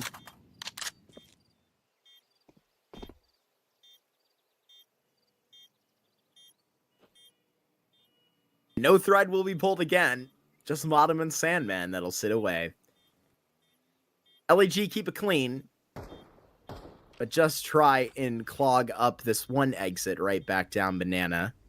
Top will get an issue of it, potentially. He stays in Broom. I don't think there's really any reason these days to, like, test the waters out further. You don't have to. At the very minimum, stick together before you do that. It's a little unfortunate that Viz loses his life, and for Andrew to get the kill, that's a lot of cash given over. 600 extra bonus. Andrew's like, yes, please. I'll take an op. Thank you. Every time.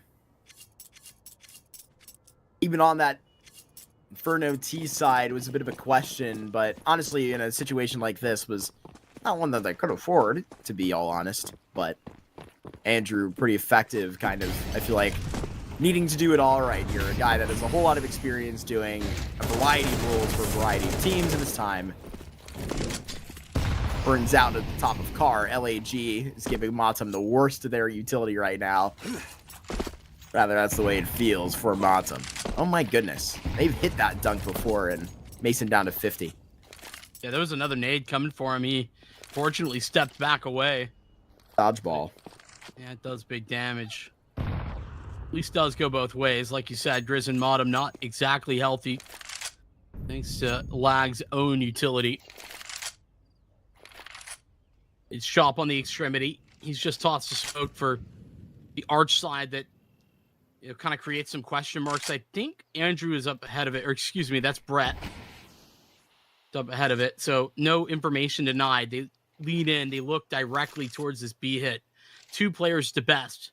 And it's a crossfire that's separated easily by a smoke grenade, but 2 Molotovs, Mark. That's the thing that I'm looking at as Mason joins Sandman on the site. Yeah, but a part of this is stacking the Molotovs so where you don't have contact from one of the 2 players, and so you can still mask this in a certain sense, and they do it well. They give them both to Mason right here on this back site, and the pressure's being put on right now. Mason now going to get this contact. Sandman with these kills, and Mason still seeing these players draping out of the smoke. He's essentially done enough. Where is this coming from? They get this down. Chop reads it in the smoke, and they all the way with just a couple ticking on the clock have enough for a bomb plant. Chop is barely breathing on 3 HP. Yeah, he's going to play passively, though. It's for contact through Church rather than for activity, and Viz is going to swing off of his contact. This is still scary. Andrew's only got the op, and he's not in a great spot to trade. Somehow, Chop whiffs that frag, but it's still the trade as they drew it up. This is where Mason attempted the 1v1 against Viz right earlier, and Viz tried to attempt the stick, so he should know this one so well. And Andrew rubs salt in the wound afterwards. Quick scope to swoon to CT round in the hands of LAG. That one's tough because, I mean, realistically, I just feel like there was plenty of time for them to plant wherever they wanted to, and then to set up in such a manner that you can't play off the back of that plant position. That's a little bit of an error for Marsborne. I'd set themselves up for success. Andrew gets the clutch, and it's just off the back of sticking a defuse. Sometimes all it takes is a nerve. Andrew trying to find the jump spotter. Does in a certain sense. But right now, it's every member of Marsborne that are trying to find a way to theorycraft this round 17 going their way, because if they don't, their piggy banks are about to be so empty.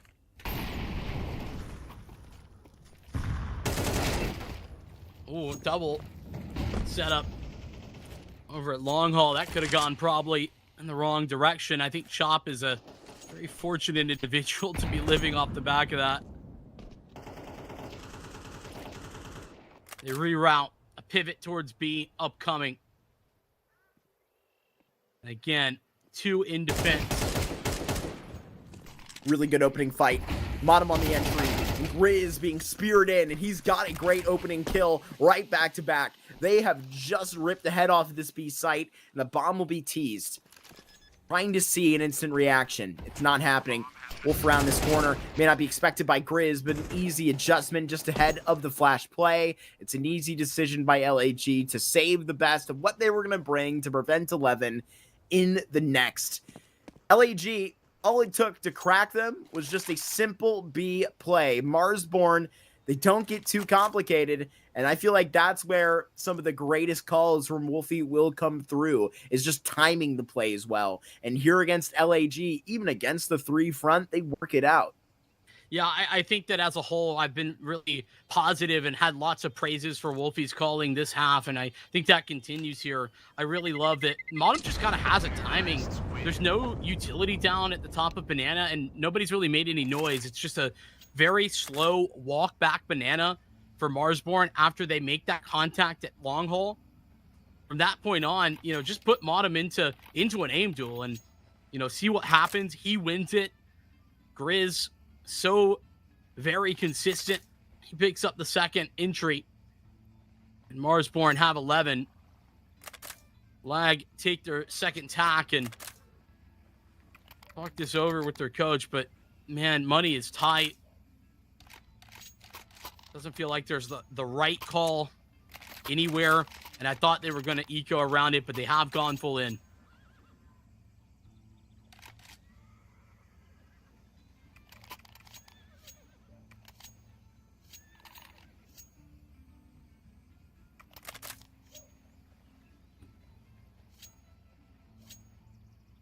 Andrew did just attempt this opening play, trying to streak through into alt middle right at the Rift.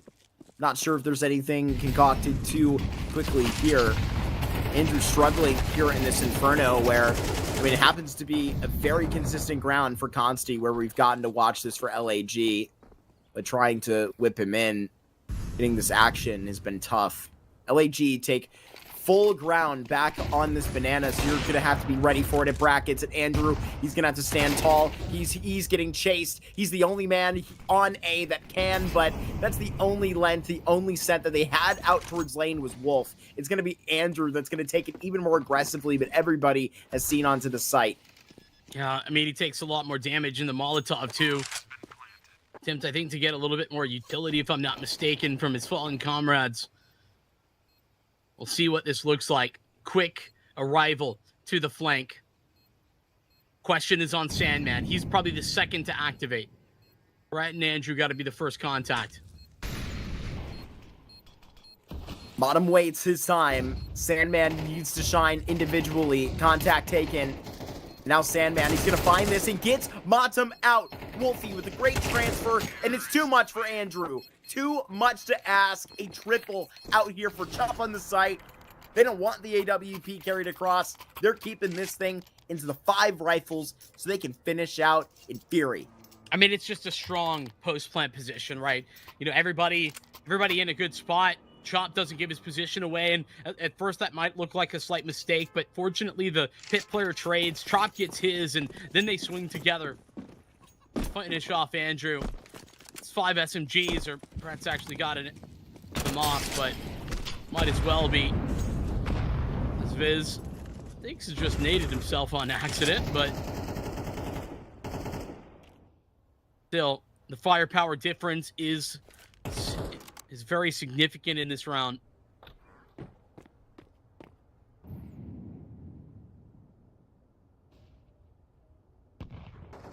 Marsborne not really delegating a whole lot too aggressively towards A right now. With the mass that they have currently towards B, it may just mean an easy call and one that could have been predetermined to essentially just try out an easy hand and fool this out. Chop goes for a deeper play and try and fool a little bit of control towards Arch. Brett and Wolf pushed back from apartments, but just in time, the rotation is there towards B. Andrew in the right place, right time. Seemingly going to be the perfect call. Here they go. P9 connects 1 from CT and a second from site. They're just chipping them forward 1 at a time. It's now Sandman's voice that will just be raised to go, but they've still got to separate 1 more, and Andrew's got some backup here. Wolf has just gotten in on time, 28 seconds and ticking, and Chop has just joined the pack, and they have got to make up for some of it that has been lost. Andrew goes deeper to anchor any thought of just getting a quick bomb plant, and they're never going to be expecting this. Round done for LAG as soon as this is going to be construed to a bomb plant. Andrew's going to deny. That's what they're waiting for. Andrew to just pitch out, and he gets a little bit of help after all. They're fighting this against the wall all the way from 12. LAG with 5 rounds that separate them from overtime. Yeah, this will be a long road for sure, but Lag not out of it with that statement round. Marsborne, not really more on them, but Lag with a good call. They get the right side stacked. 3 players towards B, and that's even after Brett takes contact over at A. The good instincts for Brett, where to move from. Marsborne back on that same boat where, you know, they have money this round, but it's not one that is perfect. They've got some Galeals in the mix as well. I get busy all the way with this down. Bottom trying to get this proof of the pudding here with 40 that it's ticked off. They have a little bit more utility handed back to Mason to try and hold this back up in the course, but it's not a lot. LAG are playing the game of Marsborne right now. They just have to be better at it. And right now, it should be Marsborne, familiar with this feeling. This is the way that they approach their A site. It's passively. They just get ready for the hits when they come to them. And with this minute, that's what they've got to be expecting. But Mason, with this rotation that has came through, he has a little bit more that he can give to this A site, just sticking out of the bounds and thinking outside of the box. He doesn't need to see to the site setup. Mason can now just chase down the tail of this. Wolf has so much to deal with out, and he can't connect. A double from Wolf and from Brett in this site. What a hold from LAG. Marsborne running to a brick wall right now and reach into the pockets, and all they've got are Glocks. I mean, that one seemed like they were tossing up a Hail Mary, Marsborne. They really didn't have too much information to go on. They took bracket control, and then, 10, 15 seconds later, they're going for their execute. Good flashbangs, but nice utility to kind of stall that out, separate them a little bit. That was a molly, I'm pretty sure, from Brett. They got dropped right on their feet.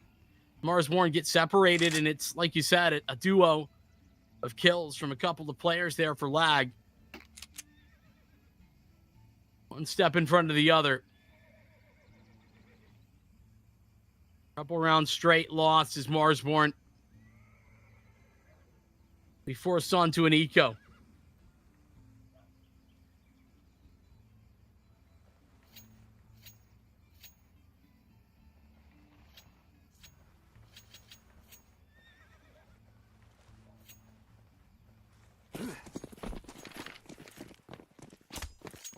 There is a plan. A lot of utility here for 5 of these pistols, I will say, but maybe quick but flashy play, Manny. Yeah, one smoke, 4 flashbangs. Feels very much like a abs pop of some sort.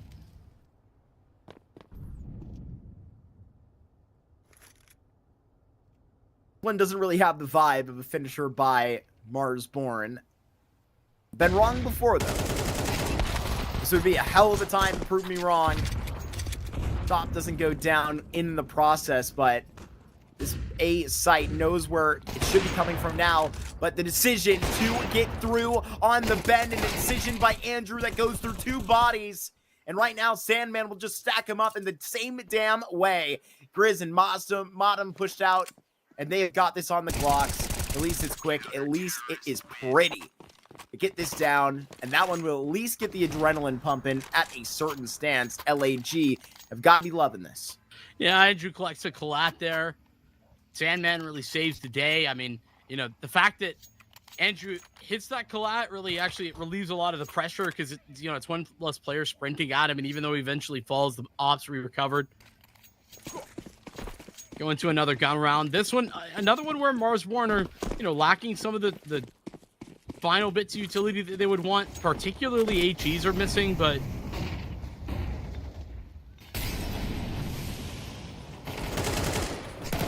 oh man. Oh, Sandman has no idea he's actually burning there a little bit. Opening pick, damage done. Sandman walking wounded. Just over the wall. Brett has to deal with this, even down a member. Stands so confidently. Brett wants to keep his team in this, even if it means having to put up a multi-kill. This is the worst positioning. The boomer bust. You have to get it done. It needs to be a multi-kill here from Brett. They go all the way over from A. And I fear this setup not working out. Brett gets 1 at best. And now this should be the red carpet laid out for Marsborne in their own damn colors to finish out this Inferno. They're going to have this hesitation here. They don't realize that it's clear. But time, and what a span. No way. Sandman, he saved the day against the eco a moment ago. Another smoke cycled. Now they don't have another one to put down onto CT. This is getting a little bit more complicated very quickly. The full kit of utility for Wolf. He's got so much. Andrew's got a bunch. There's kits as well. And they're all relegated to the site more or less. Only exception is Wolfie, who's got a crossfire set. And LAG, this is their lifeline. here in the winner's match. You either go or you don't. Motum has to swing. Andrew connects. Wolf has that same minimum, but now it's Wolfie that's got to make the difference, and he finds his counterpart all the way through, but he has just got to go twice to ice out in this game. What a well-called half from the IGL, and he has to get his hands dirty in the end to pull over the 2-0 for Marsborne. Yeah, I mean, listen, Marsborne, it's been Inferno that's kind of, been the struggle when we're talking about like maps that Lag have been able to pick up. This has been close every time, and unfortunately this time, for Lag at the very least, Marsborne look like they've taken a step forward with regard to their Inferno. And Lag, I think a lot to do with the fact that they have a sub, not really on an individual level like that Andrew is struggling. I think just more in general, the fact that you're having to take that step so quickly, like that's a frustration. No, most definitely. And, for the most part, I think it was, kind of a little bit of complications. Like, as you said, I mean, it was just something that was behind for the calling of, where it was down, having issues of it on the T side of Train into that T side of Inferno. It was, not terrible from LAG, but clearly not at full power. And this is going to be one that I know they were going to be wanting to bring to a third map here, because we don't really see Nuke come out in this Veto really at all. So I know we've obviously had some changes in that course, but this was going to be sort of new territory for this best of 3 that we're not going to be seeing. I think probably luckily for Marsborne, who I'm sure are happy to close out 2-0 here. Yeah, I mean, and they should be happy. Listen, I think that the other thing to note here for Marsborne, right, outside of that stellar T half calls that we've been talking about, this kind of felt like Marsborne. There's been a lot of maps that I've watched at this new iteration with Viz where I just feel like they're not the setup, the idea, in the perfect world of like what this team's supposed to look like and who's doing what doesn't work. That actually was the opposite on this Inferno. Felt like everything was going to plan. There was, everyone in the right location, who was meant to be doing what was all correct. This looked like a very strong Marsborne in combination with that strong T side. All the good calls that we've been talking about. Lots to love for what Marsborne just put together there as they stamp their ticket to a playoff berth here in the NA side of the Thunderpick World Championship.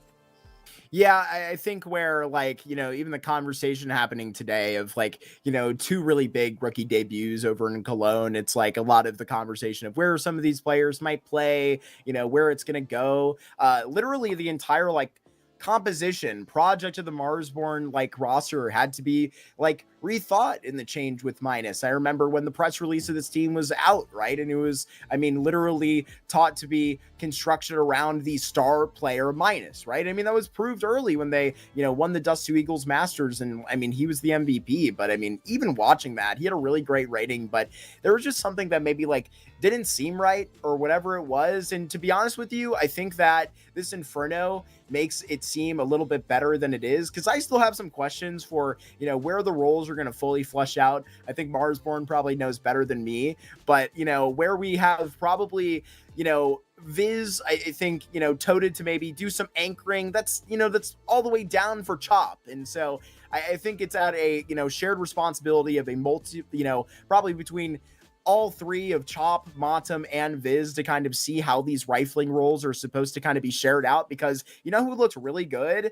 on that Inferno was Motum. He looked really comfortable back at his entry shoots, right, getting down on banana every time, really aggressive. I think he was pretty consistent, and those are the calls that are really going to make this all the way down, because I think they're going to be fine, because they have talented players here that are really experienced, that are going to be able to make sure that every conversation of these roles are going to be met. So I think that's where you have solace as a fan.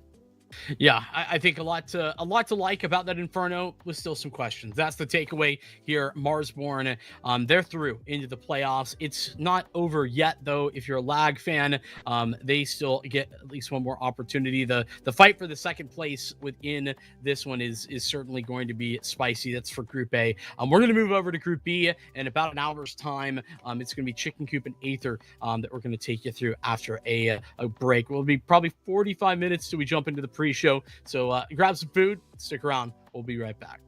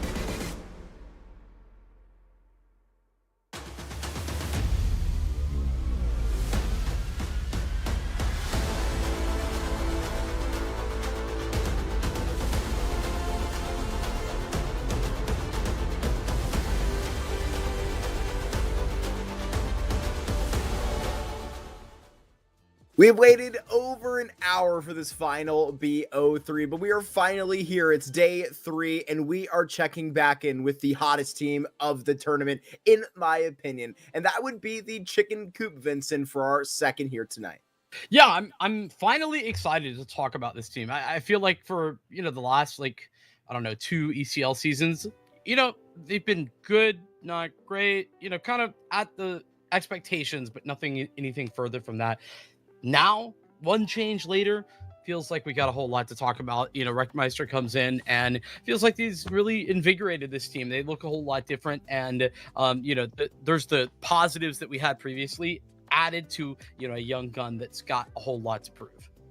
Yeah, absolutely. It was Jay Chance that got the chance to speak to Dust2 US at Fragadelphia last weekend and spoke about the transfer that, was made for Grave. A player that they did ride out the rest of the advanced season with and did end up placing second over to LAG, who we just saw over an hour ago. And so that was the last tournament they did play with him, and then transferred him to the bench. And it was a transfer over from Take Flight, not where Grave unfortunately coming over. Grave unfortunately taking a step back as to address IRL responsibilities, as us gamers must do sometimes. He is a longtime part of this project and isn't technically leaving. He's actually still a sub here, Vinny. Yeah, he is. And listen, I think that, you add, somebody who's got a ton of experience and, generally calls a pretty good game with regard to MDS. And I think that my bigger issue with this core was that I didn't feel like they had the firepower required to tangle with the next step up, right? They were a good gatekeeper team, but they didn't have the capability to step forward any further than that. I feel like Rec has come in and kind of, proven that one change is enough to kind of change that equation. So I'm excited to see that. And then, you talked about kind of the hottest team, the hottest prospect. It's due to that, big, I'm going to call it what it is. It's a big upset against LycusEmpire. And I know that Lycus isn't a team that people necessarily talk a lot about, but guys, I gotta put some respect. This team was second place in the regular season of ECL last season. Made some changes, to be fair, and Doom and Frizzy, but still, that core should be a pretty strong team. Chicken Coop ran over them. I mean, it wasn't even close. So as we talk about their opposition in Aether, there's some question marks right now with what this team looks like. Kind of the same situation as Lag, right, Mark? It's just a little bit unfortunate. Yeah, it's a team that unfortunately is having to deal with a substitute due to when these VRS invites were put out. It was Misha that was a part of this roster, and I would imagine Talon, because they also ended up leaving this part at the same time when these were given out.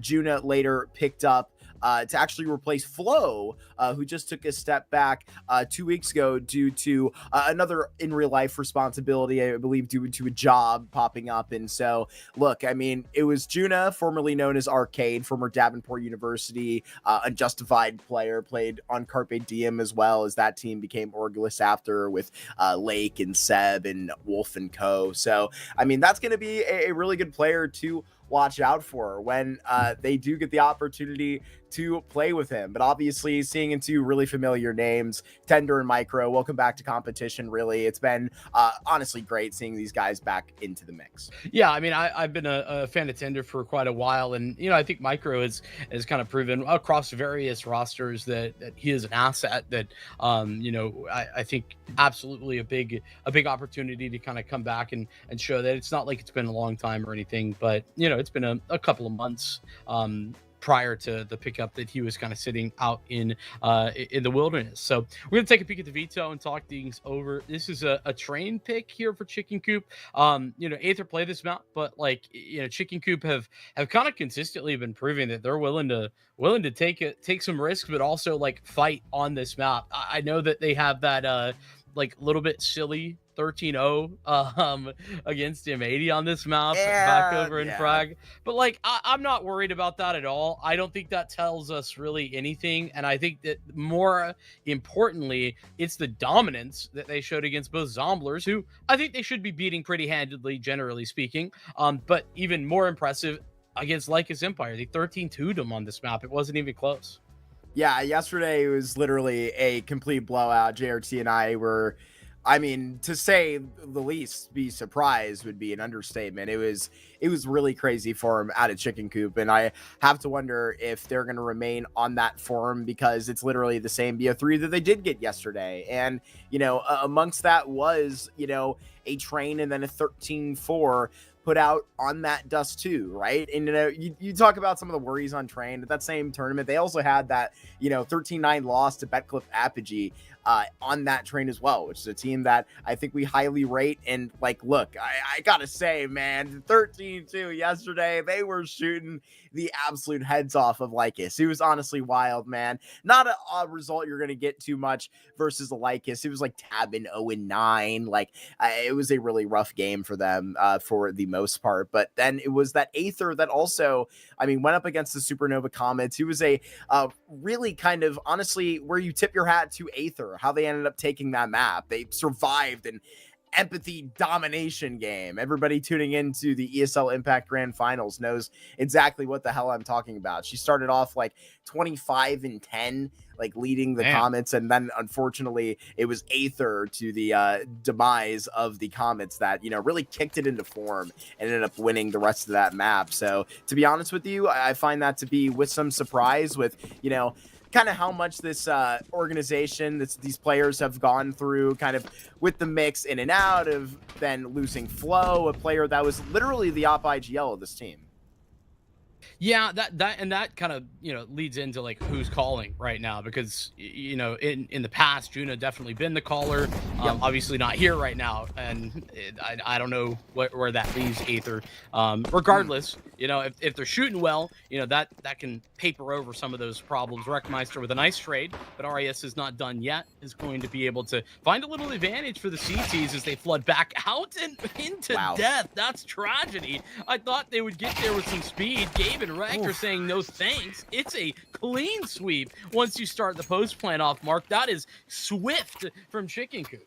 Yeah, that's really great for them, and starting exactly where they left off, because you know what, Wreckmeister and Gabe amongst Seabass were, three of the highest rated players there in the blowout of Train yesterday. So a full house between Gabe and Wreck there is into a amazing start off the rip. And I do have a response for you. I was very excited that we were, gonna commentate Arcade, formerly known as Arcade and Hunger.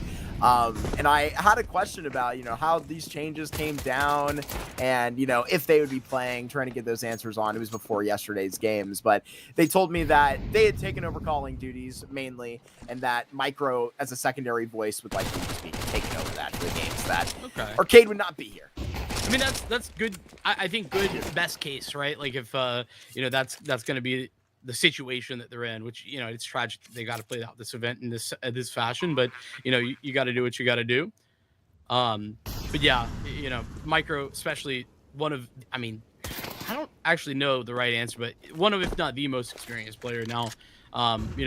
With the likes of Clipzera and Misha currently, Arias, that trio making ECL together just a season ago. So good to see that this core has stuck together. I really had a lot of questions when both Talon and Misha stepped down, to be honest with you, Mark. I mean, you know me, I'm a fan of what Talon generally does, from an in-game leadership perspective, and that's a big void to fill, hearts, to be honest, especially when Misha was such a really important fragging power potential on this team as well. So I know it's kind of weird talking in the past tense there when Misha's still playing right now, but as you highlighted, it's just a matter of requirements courtesy of the VRS more than him still being an active part of this team. Yeah, so shout out him willing to, come back in. It all started with Talon and Misha, showing up as the headshot kings to a lot of Fragadelphias. I believe they were even locked kittens at one point right off the rip. They developed this pretty well, even into a couple advanced seasons that, with Talon's 13 or 14 season of advance finally earning them that spot, and was a long time coming for the IGL. It's Gabe running it down, and he turns the corner and absolutely cooks Tender. Misha on that right side. It's a similar fate. Gabe snaps two necks at once. Man, I'm gonna be honest. This is absurd when you're talking about like the fragging power that Chicken Coop are putting together. Gabe, you're a mad lad. What the hell? He's not missing anything. He can't be touched. He cannot be stopped. There's nothing to be done. And Rek has already just made a little bit of inclination. He spotted Clipzera dead soon, I would imagine, and that is the case. Okay, Gabe. Whipping that around, warmed up very clearly. Is Gabe got like the post-land buff? I know that's normally not how it goes, but like... That is absolutely how it goes, baby. You come back, you spread that to the online joy of the Aether team that, you know, stayed home. I know they've been, you know, active coming to, I think it was like the last two Philadelphia's before that, Las Vegas and in Philly, of course. But they've been obviously sent with a lot of these changes, challenges, the offseason. This is one of their, if not the first competition back, besides what was happening in the Dust 2 Masters. Yeah, this one's a little bit less than what we would expect for Aether. Rather, more accurately, don't have too many expectations of them for this round. They just had a little bit of an extra look with the Swag 7, but outside of that, just a few upgraded pistols, and that's it. Yeah, I mean, I think that Chicken Coop, like I said, they're a team that I like straight up I wasn't all that excited about in the previous season. Not because I don't think they were good. I just think we kind of saw and got exactly what we expected out of them most games. So from a viewer perspective, I wasn't that excited. I feel like, you know, we've just seen a bit of a revitalization of this core, especially considering, you know, there was some like moments where MDS was in and then he was out. Like there was a lot of question marks, I think, over the last season.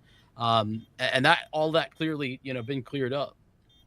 Yeah, you know, I told JRT on the last stream that I feel like I was following this, you know, group of players from a certain point. They, you know, it was 2 years ago the last time that they were playing with J Chance before it was Kojo that joined them on Rain, and it was right before the VTL Arch series, I remember clearly. But I mean, played with that group for a while. I mean, J Chance been rocking for them for a little while before that, and then he joined that like Spectre group, you know, and it's sort of, you know, the two functions kind of meeting back up. Unfortunately, losing Grave, obviously, and Seabass still here. Yep. Seabass, yeah. It is kind of cool how they like how J Chance kind of split apart from the MDS side of that, I guess is the way that I would like communicate that, and then comes back in on the other side. I think that's pretty interesting after like the whole situation, I guess we could call it, with Perseverance. Yes. Fortunately, Gabe and MDS wrapped up in a little bit of controversy, but they've served their time. It was a 2-month ban, if I remember correctly. They were handed after some dishonesty towards a Challenger League admin, and they've since learned from that. So it's all good. They're, I mean, competing in the ECL 50 Cup. You know, they are?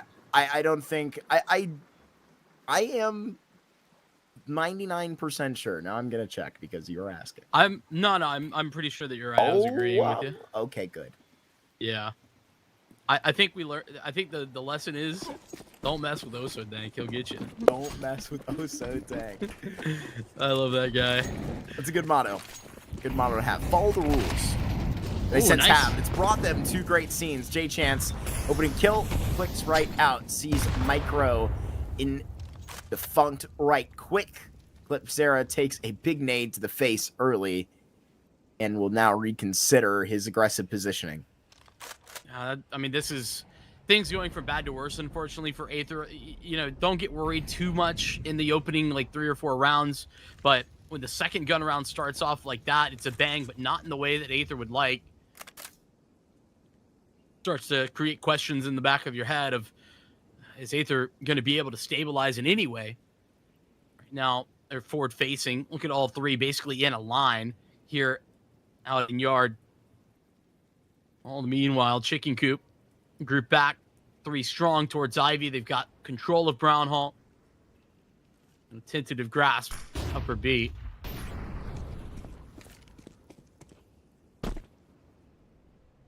Ender hops his way back.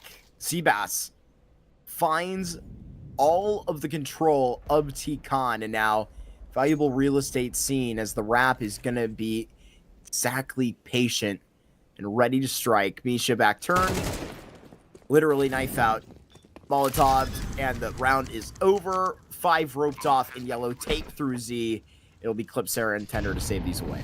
Yeah, I mean, and there's like nowhere safe even. You know, they have it pushed upper B, so they could be like right beside them. And of course, spawn of question. As you can see, J Chance is actually holding the line. Tender walks around this corner. He's likely dead. I think he should just hang out. How far do they push? How many guns do they want to try and take out? Oh, did Rex see the gun barrel? I think he did. He's giving that communication over to the rest of the team, and even falling, MDS collects. 5 survive, and all 5 die there for the CT side. That is, I mean, it's devastating. It's worst case scenario. This is perfect 5-round start for Chicken Coop. So, Vincent, I will inform you that get ready for it. Mm-hmm. I could even, deserve a drum roll. In the ESEA Season 54 NA Elite Cup, yeah, we're keeping track of that format. I'm trying, I promise. I'm trying my best. They being Aether, an official today against Taggy, Twigs, Coco and Co. Bagel as well is on that team. I believe they go by Mazarea. They lost a train over in that second map, but it's one of those funky things where Face It is glitching and I can't get the score line. Can you help me out? The Elite Cups, that is not this is like the qualification thing? Or is that the actual... Yeah. I think it's the qualification to the next cup. Okay. I think we're still figuring these things out. Yeah, I am, certainly. Like you, I'm trying, but failing, clearly. Working on it. But, yeah, that is some good information. At the very minimum. They had to play with Jeebs in that game instead of Misha, which does kind of suck. I see Misha on the roster, so I guess he couldn't be there. It is what it is. If I'm not mistaken, Misha's got a full-time job, so... Well, he gave me... It's Saturday, bro. What you mean? This is true, but... He's locked in now. Just got off. He's gaming. I'm not gonna lie. The days have all melded together this week. Yeah, and they will continue to. We're going to cast a lot of Counter-Strike in the next 7 days. Also, people work on Saturdays sometimes. Probably not Misha, though, from what I recall. was a pizza delivery driver before I was a caster. I know this. Well, poor Misha trying to do his best to escape this nightmare of a scenario, but I fear he's dead, and yes, he is. That finds him quickly. Maybe that is a small positive, considering the fashion in which Aether are being run over currently. Gabe 8-0, Rek yet to die, Seabass 6-1. Not a single member of Aether above 2 kills. Yeah, this is a really rough start. And to be honest with you, maybe it is just Chicken Coop swallowing up all of the spirit. This is like literally the point at which Lycus were sitting. Like, killless on their star players, unable to take space. It really was lifeless for a long time there. And Frizzy was only one of the members that was able to pull over a couple of rounds, was doing a lot of great work. You're going to see them back tomorrow on stream versus the Supernova Comets, but it was a tough game for Magic & Co. That's a big opener for Aether, something they haven't really had previously. Onto Arias is the one to pick that up, and I'll at least start them in the right direction. Still plenty of opportunity for Chicken Coop. They can pivot pretty consistently with the fact they have pop dog control. Putting some pressure on the B. Notice it's caused a rotation. That's Tinder who's gone over. Misha settles in on the A site, and it's that late stance on A where you got to look at Ivy with 2 players. Ivy side, look it out A. Wreckmeister following this one up the vine. And has made contact out towards Hell. Micro, quick scope in, and he's going to be cleaned up, but now it's all left onto Wreck, who would have to attempt one hell of the clutch. But it's finally Aether putting theirs right in. It's the first that they sprout up on the CT side, and it comes through the back 6. I mean, that's a huge win for Aether. It starts off correctly with Arias getting that opener, but even beyond that, I think that Chicken Coop actually do a great job of pulling the rotator. Misha, excuse me, had moved all the way through Z and was looking to B. There was 3 there at B. Thankfully, the AWP was good to connect. Now they're going to speed things up, get in their faces, and Seabass takes a freebie. Great flashbangs. Everybody's so very blind as Micro gets his, and Tinder survives in camera.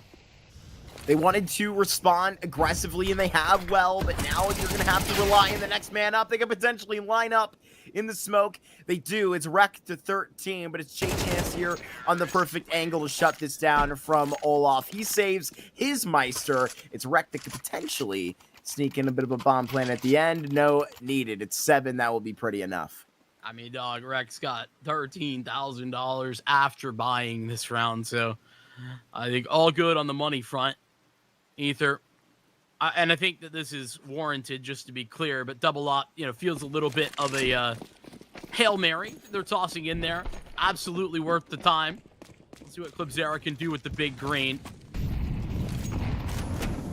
Change of pace for Chicken Coop as they speed things back up, and they push Aether back down into the dirt just as they started to rise. Tender, what have you got for me here? Sees a couple of bodies, and now it will be overwhelmed. Micro on this back end is going to try and hold off whatever else they're going to be giving to this Ivy position, and it turns out just to be one flashbang. I'm not quite sure I understand the point of having Micros up there if Tinder's just going to be so aggressive. If Micro was trying to push forward and get into that forward angle with the op, I would have understood a little bit more, but it felt like Micro was just like sitting there watching the tragedy unfold, and he can't do anything about it. Gabe raked back at the other end, and that's finally revenge coming through for that battle. Clipzera gonna get active himself and gotten one quickly on that scope, but he's sprinting back like there's gonna be a flood here. It is plugged up rather by the choice of the Coop, because in that frag that came down, it was slowly the real estate of T-Con let back. 30 seconds left here, and Misha has backup just within shouting distance, but is he even going to be able to get this off? But he realizes they're close before the utility snaps. Seabass right around red, has to take a close fight, and Seabass gets the worst of it out by the site player. They're trying to just bomb down on Misha, and it's not going to work. J-Chance all alone here. 10 seconds left, and may be able to secure a bomb plant, but who's going to chase him down first? Micro up top, but he may just net the defuse himself. It'll be an 8th round denied for the Coop. There's potential here for Aether to make this, at least respectable. Yeah, but every round's going to be a struggle, Mark. It's not like, this one breakthrough changes the game. Chicken Coop still have cash for days to fall back on, at least in Wreckmeister's hands. He's going to have to drop a couple. But still, Aether not out of the woods yet, and now their double op is exposed. So Chicken Coop should be a little bit more careful about those laissez-faire, walk-ups that they were pulling that last round. They target a well-set execute, then life's going to be harder for 2 odds.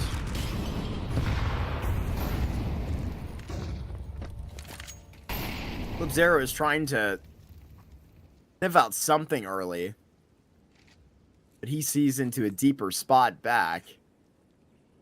May just be a quick play here. I'm feeling this vibe from Chicken Coop. They're going to probably get their feet set and immediately go here in this B side, being that it's all 5.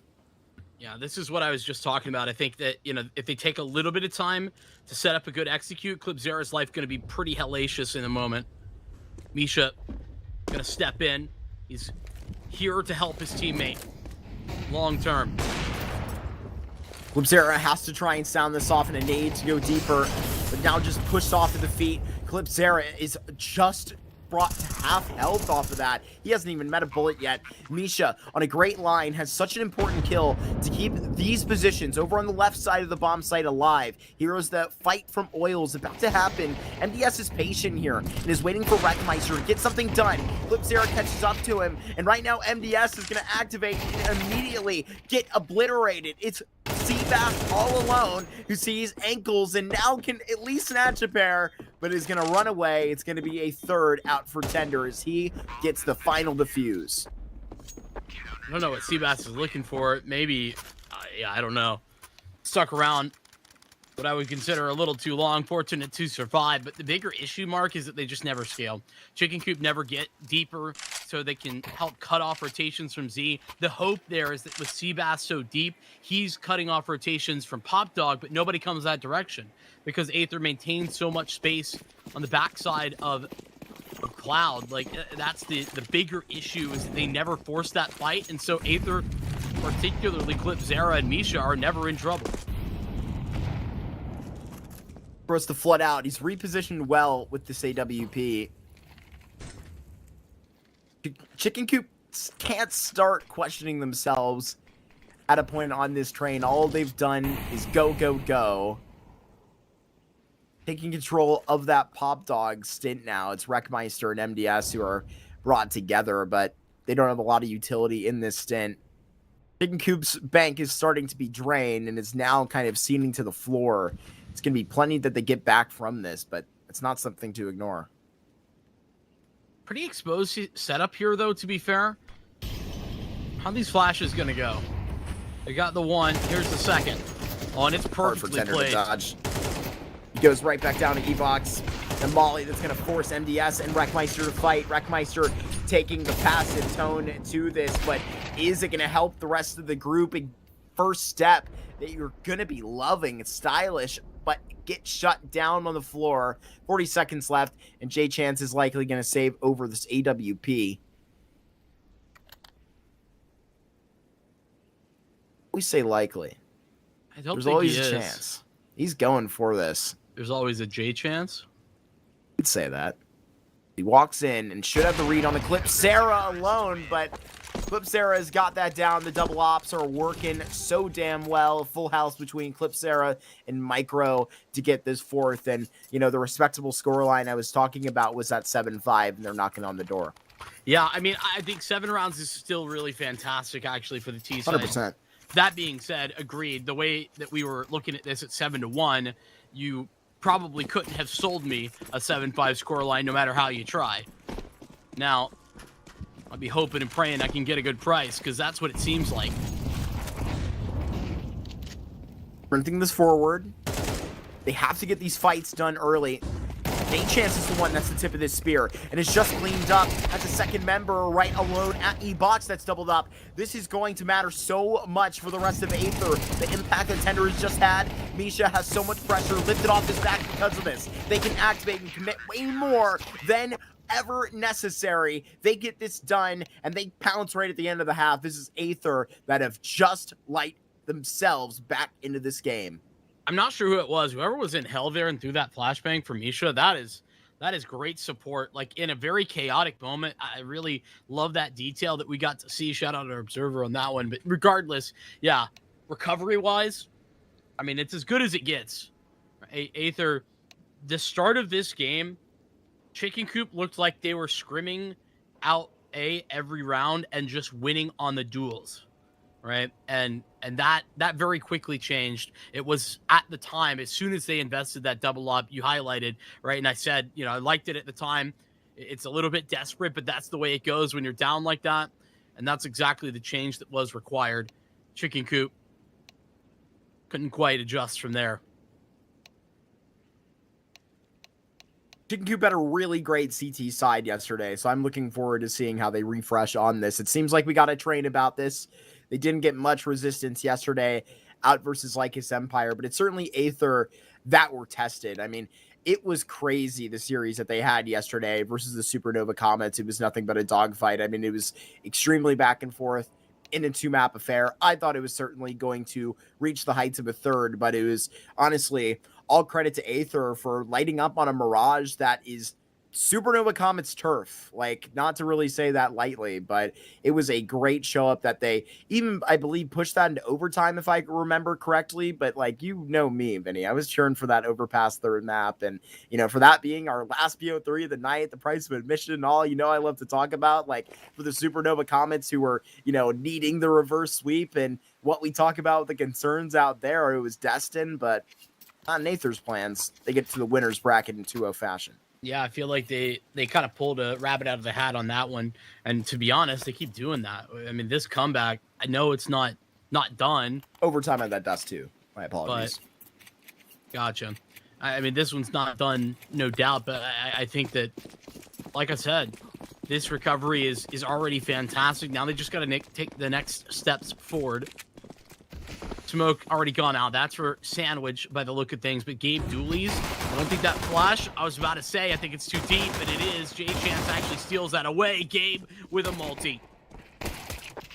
How many times have you said that this game? J-Chance has the next trio all the way locked down. They melt like butter to Chicken Coop on that pistol round. They get the start that they want on this CT side. This is Chicken Coop's map pick, one that they've been working on for a while. This is one of the more common ones that you've seen in their map history lately, and it's for a good reason. They continue to improve. And I'm going to keep it a buck, though. I know that this is their map pick. Keep it 100. But, man, it's like Chicken Coop got 2 map picks in this Veto. And that's, you know, not to say that Aether aren't good on Dust 2. They are. But, you know, there is a difference in the general level that I have expectation-wise for Chicken Coop's Dust 2 versus Aether's right now, with all of the, you know, reasons that we talked about and more.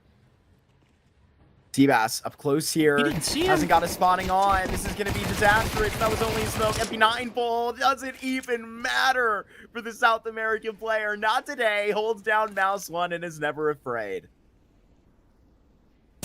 I often forget that. Uruguay, I believe. Yes, Where Seabass is from. There's like, I think 8 names like listed from that country on HLTV, and you like, or on Liquipedia, excuse me, you go through them and you're like probably expecting to see like, you know, from that scene, and then there's just a North American player in the mix, and I think I love that. Yeah. Pretty awesome to see, and pretty awesome that he didn't die there immediately. Probably should have, but, you know, willing to play a little bit forgiveness when it's your Glocks on the other side, so get the real guns out. Party started. Well, Gabe ahead of the Molly, so he's up into Pop early. He is up top at Pop, and here's a Molotov that's going to go close. Gabe just toting on that other side with the MP9, and they're ready to shut this down. It's really spread out right now. Aether start to pull the curtain back a little bit as they group back outside of T-Con. I like the activity here. J-Chance throwing the flash for Rec to at least get a peek into Ivy. Sees nothing. But look at this push, man. This is devastating. This timing might be perfect. He passed back and forth, but what has MDS gotten his hands on? He's even got backup right here as he baits them into the peak as he fades away. They could not have been expecting that. MDS is going to be streaking to try and give a little bit of support back to the safe site, but this has just been denied. Literally pulled out of the arm of the quarterback at his throne. They're literally not even able to get past T-Con. Yeah, I mean, the ball doesn't even leave his fingers. That's how early the defense got there. 2-man push with MP9s up all the way through Brown Hall. You don't see that every day. And it is a devastating little bait and switch there. MDS just literally sprints away, and Gabe right around the corner. Aether none the wiser, and they fall into that trap. Gotta watch those fingers when you're in that trap, and right now I'm not sure that there is any getting out for Aether. Gotta be careful any way they step about this, because danger's near. Danger in the form of J-Chance in Seabass, who now see them all the way out. No casualties in this early mix, in the space to get a bomb plant. This should be good. Uh-oh, it's kind of going wrong. J-Chance is the only one to grab one. Seabass maintains space. That Molly gonna start to force one man out, but Tinder gets another in the process. There's so many bodies here stacked up on the B site. and so little time to now start to clear this out. Great work from Jay Chance. He's going to confirm onto a third, and now the 1v1 should be clean, and Micro can't get away, so Gabe will save the day. It's actually Jay Chance who deserves the flowers, though. 4 kills against Jananta Eco that could have been a victory. I mean, he goes berserk right there. That's crazy. He has to justify so much out of the AK, spinning in circles, cleaning out every nook and cranny. Chicken Coop have got an 11 as they trot along. It's every member getting involved, and MDS couldn't be happier. I mean, smile's got to be across the face. Just about everyone for the scoreline on Chicken Coop. Like I said, things do get a little bit dicey there, but, you know, that allows Jay Chance to grab an op. He'll be happy about that. Full control early round towards T-Con for Chicken Coop.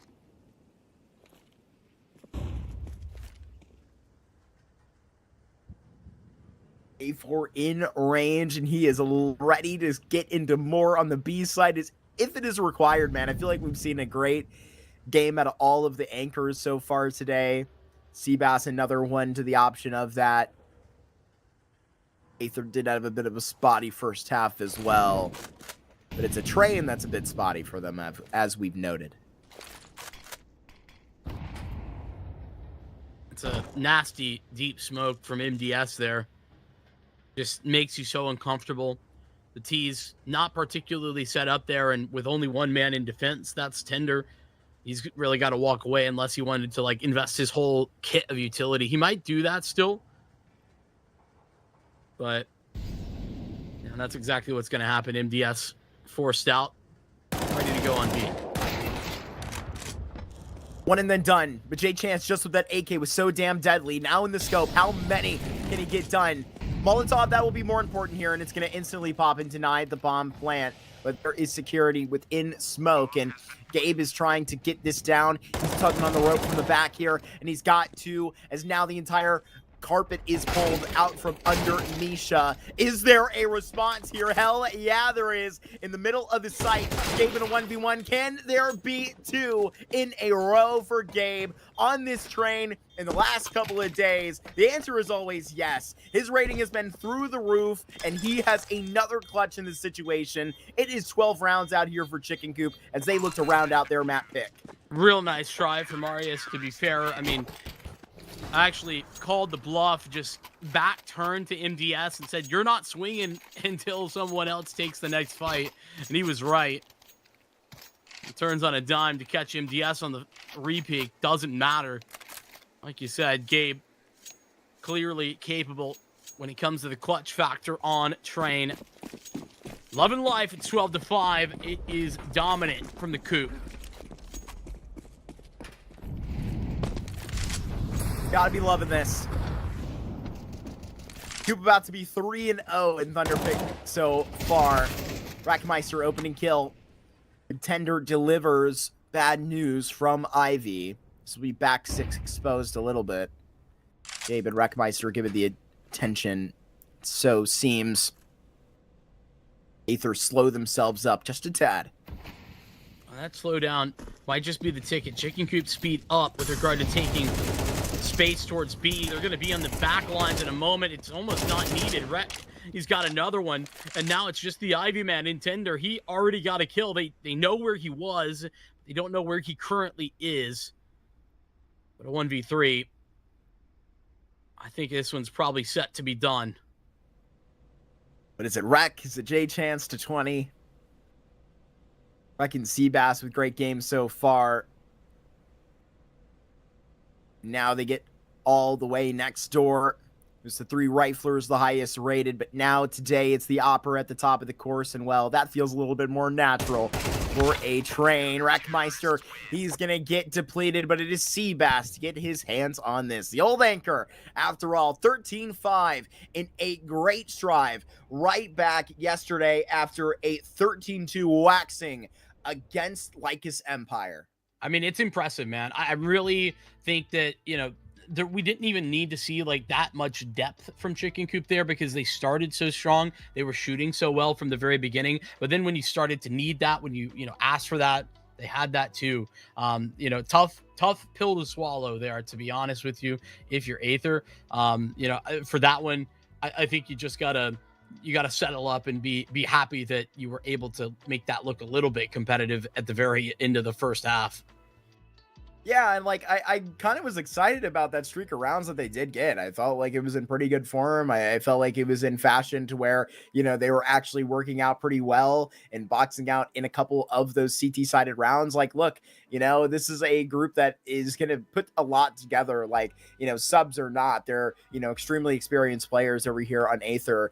But, you know, to bounce this to go, like, you know, I am super proud of this Chicken Coop squad, and like, to be honest with you, I'm happy they're continuing like to work on the pace that they were. I called them like the hottest team in the tournament, and like, look, man, it's, to be honest with you, a lot of the teams that are going to be looking really interesting here through the groups that are, you know, now continuing on. I would put Marsborne in that conversation, but it's like really messy wins that they keep getting on to get going. So it's really awkward with this, Vincent. If you can get a Chicken Coop to really put out on this Dust 2 in another clean fashion, that's going to say a whole hell of a lot against this roster that even on like the Super Evil Gang, Alter Iron days, this was their pick.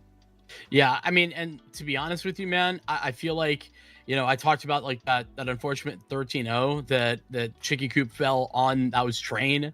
Well, they backed that up with a 13-11 win on Dust 2 against M80 as well. So I'm just saying, right, that look like they're awesome. hot to trot on this map as well. We'll see if Aether can bring things back. Their map pick coming up after the break.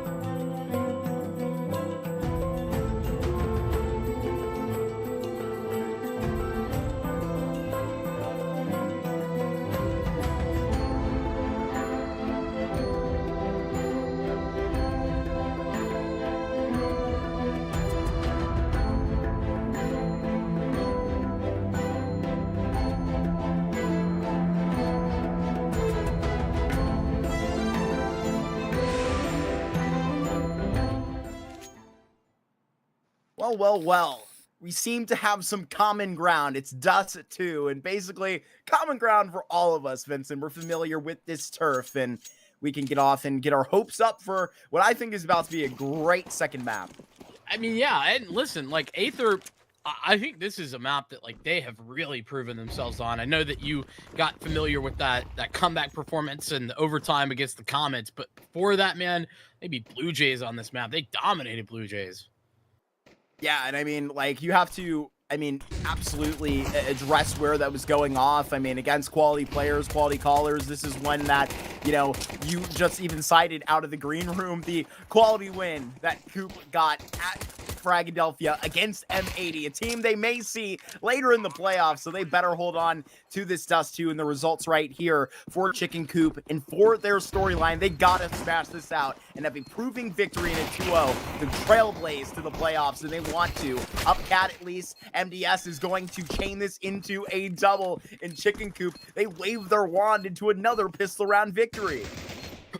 Yeah, I think that this is like actually really impressive for Chicken Coop to have 3 pistols in a row. I also, the way that they just kind of like move and groove with that one, like you take that freebie, I think it was Rec who picked up the, or excuse me, it was MDS, pardon me, that picked up the like fadeaway and then just got back onto catwalk, grouped back with his teammates, used the flashes that they have in order to claw back in and just flood the site, make it so difficult because Aether have to deal with so many bodies at the same time. And Aether, I mean, tragically, just not even going to continue investing here. They'll get a couple of techs, sprint their way down mid. That Molly's going to be a little bit of a stalling factor. Mid to be is the plan. We'll see how it goes. B9 gonna go quickly. Now that smoke, you are blind and into a brick wall of 9mm. They can't see a couple of heads popping up. Next floor is up to the A4. You were turned around by the bouncer MDS. 30 HP for Micro. Can't stand the test. Not a casualty in sight. Oh, did you see it? Micro was doing some silly Marky behavior right there. Yeah? Bro had his... Way to brand it. I mean, yeah. Listen. Are you mad about the branding? I don't think so. I'm cackling over here. He had his knife out. He was hoping for a little silliness over there. I respect it. Extra cash flow. That's worth something on a round like that one where you just got a Glock. Aether has very nicely sped us up into this first gun round. They've used a ton of their utility though in the first 10 seconds. They don't have a lot left. 2 smokes. It's enough for an execute, but they don't have a lot of map control. And by a lot, I mean they have none.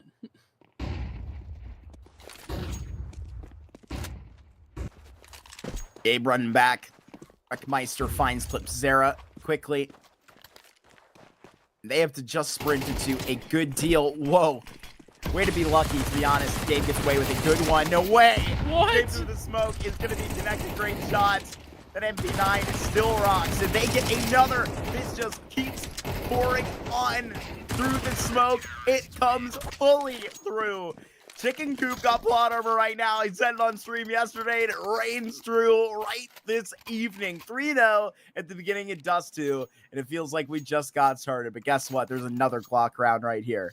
That's not quite Glocks. Misha's got extra money. Glocks. There's some, there's some techs in there, but... Oh. Sarah teasing us. Go for it. Your heart's desire. Oh, just he really is 9. decent. He was really wanting It's to get reasonable, though. there. It's a half by fully.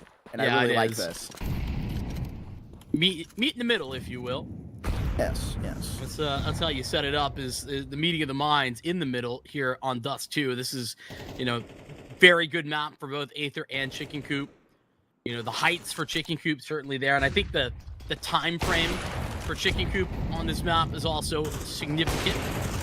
Oh, yeah, baby! How about J-Chance that? collateral. That's a triple for him, Vinny. 8-1 start. And these last 2 players are coming through lower. Greens might be dark soon. J-Chance trying to chase down that ace. Wreckmeister is going to meet him right there in middle. And old Micro, what can he do but pull the blade right now? Sent away. Sent fighting with his sticks. And now packed up. This is bullying here on Dust 2. Not gonna lie. The the idea that Micro has Glock knife out, has USP, confident USP. It's just so different. It's quite the giggle that it gets out of me. Great work from J Chance. Yeah, it's some ecos, but I'm always down for a collat. We get J Chance out long.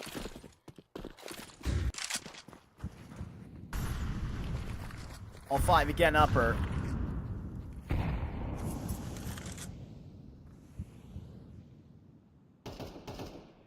It was a stone cold start that Supernova Comets had yesterday. It was empathy provoked. You know the story. I mean, it was just ripping at a point at which we thought we might just speed off into an overpass. But they can survive a slow start. Point to be made. Seabass here alone. He just decked these 2 players coming out of the smoke. This time survived. Round close to over. Valuable guns that could be saved, but also, hey, thrown out there, gambled. There is enough here to try and clip a couple back. There's Misha right outside, but Cliche, this B site, one of the hardest to retake. We all know that well, but I think something tells me that MDS is tempted. I don't think they're expecting this, especially with J Chance, as loud as he is. Just Raleigh approaching with a Molotov out. Tender turn to look. J Chance still getting this going. It's just seen another head. And now MDS makes contact, but it's too late. It's Aether that get on the board for the first time on Dust 2. I mean, they just had so much money is the thing. That's the reason that they're willing to go for that. It's, yeah, big risk, tough site to retake, all those said cliches that you're talking about. But when you had $10,000 on 3 players at the beginning of this next round, you know, that's where you can understand where the Coop are coming from.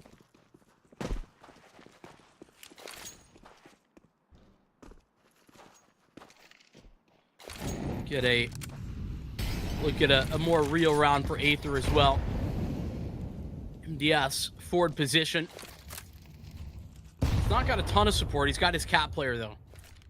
And the eyes of those lower players are drawn to the pop smoke. Now the shoulder turn here by MDS. Finding Clipsera clean. He continues to struggle. Provoked by Misha here. And look at this response by Aether. 2 frags back, What? making a third. This is one of their most aggressive players, finding a whole lot of success. Micro just wants to be precise and deck Seabass down. Gabe 1v4. And this is going to be tracked and heard. And what a round. All the way through, controlled in middle and a triple up top. Yeah, money's now awkward for the Coop. I don't know that they're going to be buying. Rex got cash to full buy, but I think they're going to maybe save around that. That is just a matter of Chicken Coop not necessarily having like all the details nailed down, right? They have a little bit of support from behind the mid smoke and then a little bit of support from Catwalk, but Aether had all of the bits and pieces in position. Arias from top mid, ready to punish anyone who overstayed their welcome, and Chicken Coop certainly did that. Staying too long, sticking around beyond their time.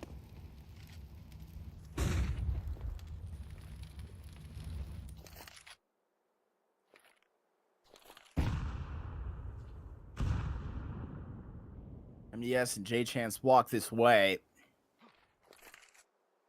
Back to middle. A lot of attention seen. Gabe anchors long. And Aether open to set up shop. Maybe a little bit earlier of a taste than otherwise yesterday versus the Comets actually getting a good handle on this thing economically, but they just tease for it. It's back towards upper. I'm still all the way out behind. Going to be picked up here momentarily. Going with the rest of the pack. Wreckmeister makes contact first. And if Wreckmeister can triple up, this thing is now impossible. Tender can't be expecting this because he's looking at the impounding disaster. Right here, Seabass equips the scope and can now just stare this through. Damage done. Chicken Coop has recovered. If all it took was one trust fall by Wreck, or so do I think, Vincent Disaster. Disaster indeed. Arias had to pick up 3 before. Now Gabe, he's got a little bit of armor. Free shot, but he misses it. No way, Aether. It should have been a nothing. It should have been done. And Arias brings it back, a 1v4. I don't know, man. That could be on me. I was taught a long time ago to never say never, but it pays off. Arius, the most aggressive of this group, sticking with it. What remains of the core with Clipsera. Misha can appreciate that. He was a part of this rockin' roster and seen so many hype moments out of that breath. What a great moment for him. He was lighting it up with the triple in middle right before that. 7 frags, last 2 rounds. Yeah, I don't know. That's just a missed shot more than you can say anything else, but man, that one hurts bad. Even though it was around, it never should have been. Chicken Coop never would have been in that. Then they were. Got plenty of time to play with. That incendiary marks the last of the kind from Chicken Coop. Not just on A, but across the whole map. Just a few flashes left in their coffers now. An off angle for Gabe. Sheesh. Checked and cleared. That's a stunner for Misha. And Misha finds the opera. That's Jay Chanson. Practically a wide enough gap to already consider the save. And you look at your mini map, that's exactly the call from Chicken Coop. It's going to be the ace site in a tied game handed over to Aether. Man, I think that this is probably a game that continues to build in Chicken Coop's favor if it's not for Arias. He actually pried open the Chicken Coop in that first round that Aether were able to pick up, and they provide another one, man, with that 1v4. Literal single-handedly now lets the rest of the team start to activate. Misha with a good one. Picks up 2 in this round, where Aether now equalize. It's 4-4. Could not have been a better start for the Coop, but they find themselves up against a wall pretty quick.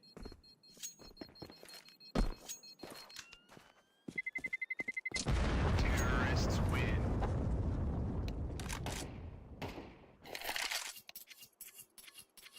I know it was described to us previously that Arias is part of the team. Clearly it's pumping now. Clutches like that have them right back into gear, Vinny. It's right here at a point where it's going to be a variety back out from the Coop, and this is really rough terms for him.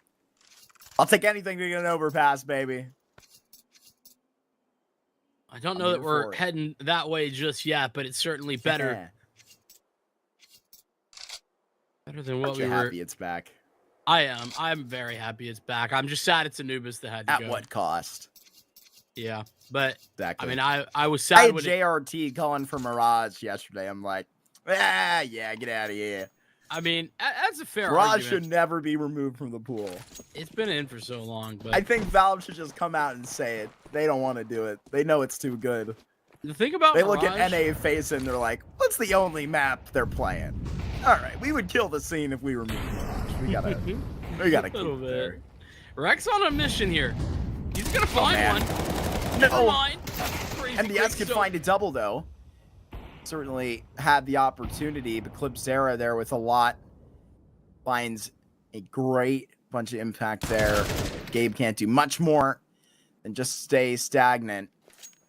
Tender finds J Chance over at A, and it's going to be Aether that collect the lead off of this if they can convert against the 2v4. I mean, you say that like it's a question that has anything If. really. If they can do it. Yeah, I think it's looks more like when they can do it. I guess there's more time to talk and yap about maps. The thing about Mirage is that it still has like people figuring new things out. Yeah. That's what makes it good. Like that's why it shouldn't be removed. If I were to make the argument. And, like, you know, to be real, Vinny, like, you know the sauce that I've been on the last 6 months. To be honest with you, I'm going to track this up to the bomb plan because Seabass going to attempt this. I used to be in my Anubis hater business because I'm like, it's T-sided. And it's like, yeah, duh. Used to be? You but- mean like last week? Yeah, I mean, until Okay. it gets removed. But to be honest with you, I feel like in that opinion, I started to see the beauty of it, you know, because I wanted to think about how it could potentially change. So I don't really think it needs too much, to be honest with you. It probably is going to take, an examination from people that are way smarter than me, to be honest. But for Anubis fans, I wouldn't be discouraged. To be honest with you, I would have wished for it to be Inferno out of the pool. But, Inferno's not as T-sided as Anubis was. And I think that Valve don't like statistics like that. And it was starting to be less popular within the pros step by step. Yeah. They all have opinions too, and not all of them are right. That's what I have to say to that. Okay, caster guy. Yeah, I'm allowed to have opinions, and they'll be wrong too. I've heard it's all about good. This. All good. Yeah, joking aside, Aether take that one with ease. Not the expectation.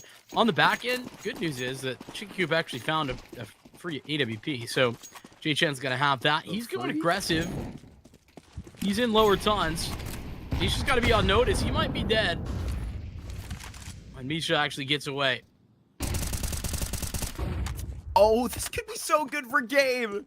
Lands so much damage and fades away, and he's going to have no damn clue. Has to refresh on that smoke, but just on that smoke and the damage that's already been dealt, I wouldn't be surprised if this actually scares them off of long. I mean, it's pretty terrifying. The problem is Aether have lost everything elsewhere, too. Misha's got pushed all the way back, though. Rhett goes down. Great trade for J-Chance. Now, the Aether has no other map control. Literally zero. Gabe finds a really good find all the way down. That's Tender right on the corner for it. And it's a call to bring Gabe back to middle and have a heavy rotation up towards the catwalk right here. The problem is that all of the utility right now is going to be on the belt to J-Chance. So wherever it rings, which is going to be with the rest of the pack, is going to be where it has to be the most potent on this response. There's no more smokes, no more nothing. It's going to be all brute force by Aether. There's 2 HEs in the mix here, too. And a Molotov. That's all going to catch Arias. Not going to force him all the way forward, though. Have to pull this up. MDS delivers a headshot onto Micro, and now this is it. MDS doubles up, and the kits are right where they need to be. Hopping right on top of the bomb is Seabass, bringing us back to a tied game.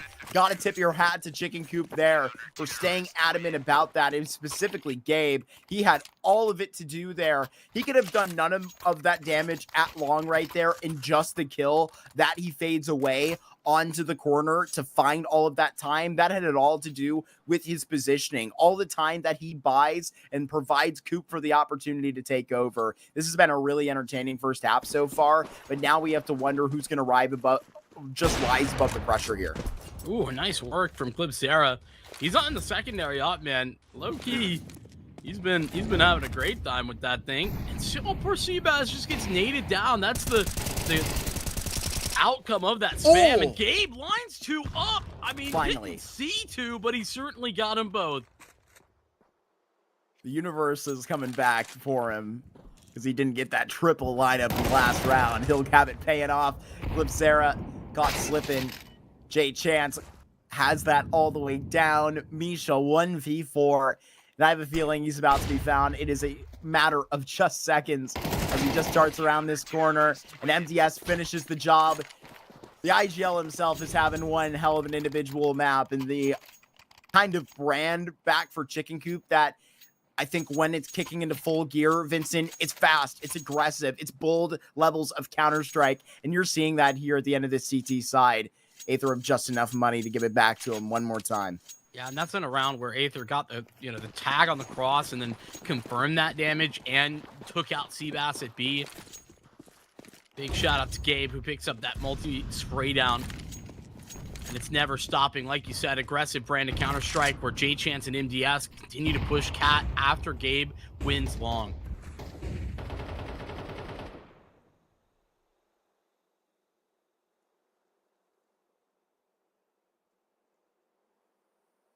Aether have loved heavier calls to upper out of spawn with Micro just on that tail end and quick plays that want to end in easier post plants.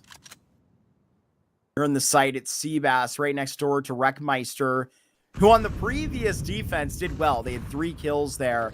And unfortunately, the rest of the rotation could not pay off. This is an even better stint. They hit right on it, leave Clipsera bleeding. Misha's going to have to do a whole lot of heavy lifting right now. There's 2 more smokes available, and really a point at which they can actually fend off the Coop for a moment. Clipsera trying to find anybody sneaking through window. But the reason that this is bad is because they're coming through upper. It's through a smoke with limited vision that they can't refresh because now they're too far gone. Misha can't find the second connection, and J-Chance too close, but Gabe has got that done out of his wheelhouse. He is still making it happen. It's a 7th for the Coop as they put the exclamation point on the first half. I mean, Gabe's had some really big 1v1s in this series, and he continues to do that in the final round of the first half here in Dust, too, with Chicken Coop, tight lead. They had that 4-1 scoreline. Aether bounced back with a few of their own, but the final couple of rounds, Chicken Coop kind of defined themselves or redefined themselves once again. Feels like a very similar statement made by Aether as they did on the back half of that first half, I should say, when you were talking about Train. Kind of looked like they were starting to make a move, and then it fizzles out. What does the T side provide?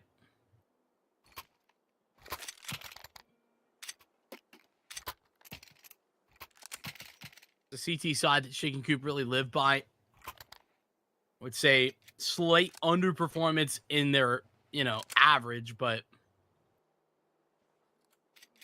I mean, you're right, man. Judged off of what we know, Aether ain't no M80. But look, I mean, that was one of their strongest performances yet.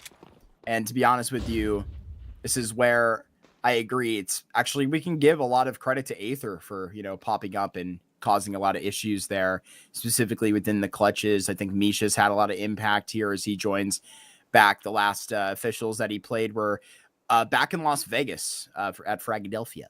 Yeah, I mean, Arias has was single-handedly won them 3 rounds of 5, so He's that getting in mind.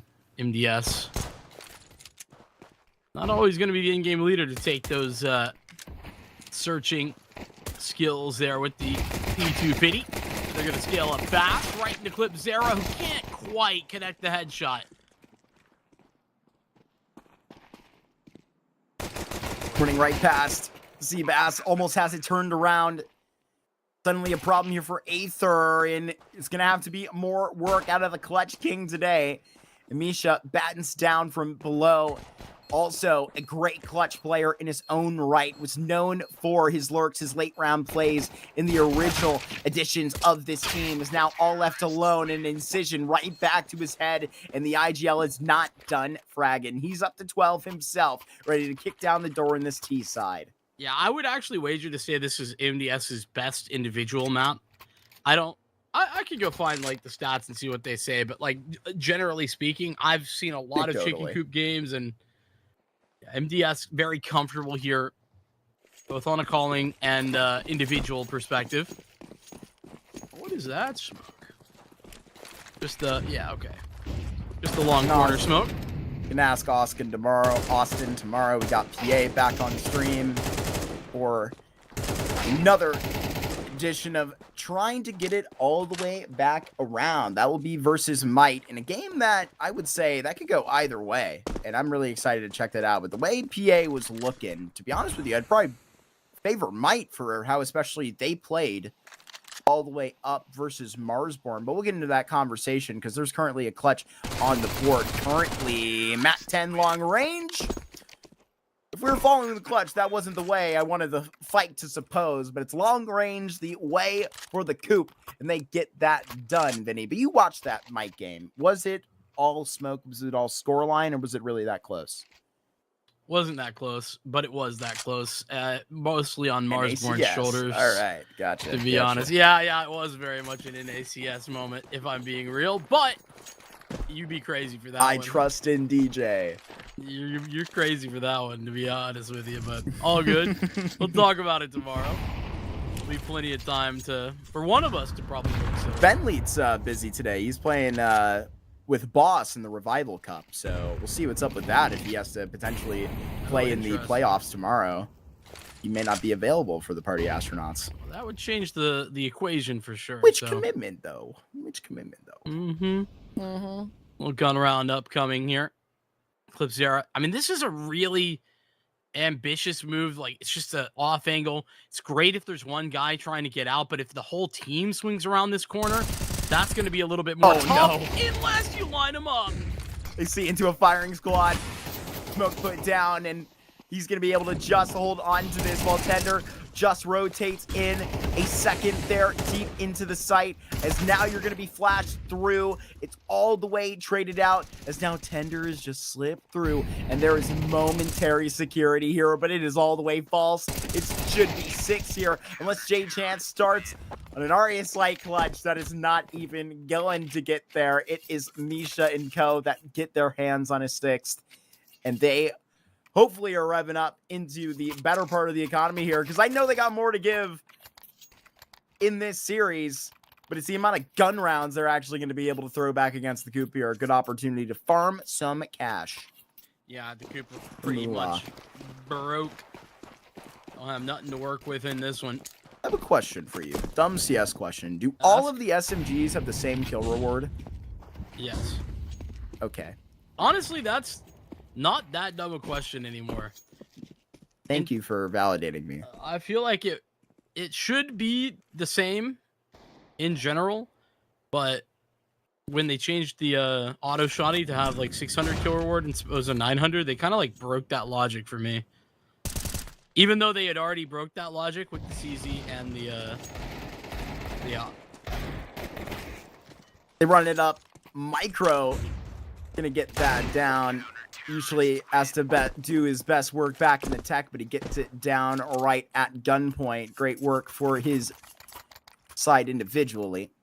But I will comment. To be honest with you, I don't think we're going to be switching to a UMP, MP7 meta, like whatever it is. To be honest with you, this is about as good as I want the MP9 to be. And, like, it should have happened a year and a half ago, this update to the MP9. It feels like it's not sprouted even that careers effective. in North America. It's such a good gun. This is true. At Calamity. That was a good time.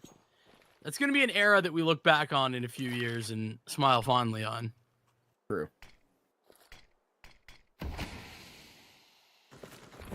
I'm getting the feeling that wasn't meant to be there, but all good. Plenty of coverage now. This makes these angles actually much harder to fight back. Gabe is making sure nobody is close. Bomb to go down here, and still an advantage out for Aether. And they are saying bombs away onto the planter. How many HEs they got in the catalog? No more, thankfully, as they wait alongside. They got plenty of nades out here for Aether and not a single on the side of the Coop, so they got to get it down. Blood all the way in on the car, unfortunately. Wreckmeister trying to pull this up, Cat. It's got to be through the Meister right now as he pumps his way to a third. Wreckmeister up top, and he will just get this tall all the way down for the Coop. A 1 versus 3 for Wreck as he puts them to 10. I mean, that was starting off basically at a 2v4, considering Gabe's HP as well. Wreckmeister, basically a one-man army when you're on top of the site. Maneuvers around those smokes expertly and makes life miserable for Aether. Talk about a bit of a Hail Mary, a long-term attempt there for Aether. And, I mean, now their money's a little bit in the wind. They're in trouble. This dude, man. Everything that Wreckmeister's done for them so far, he's quickly became the king of the Coop.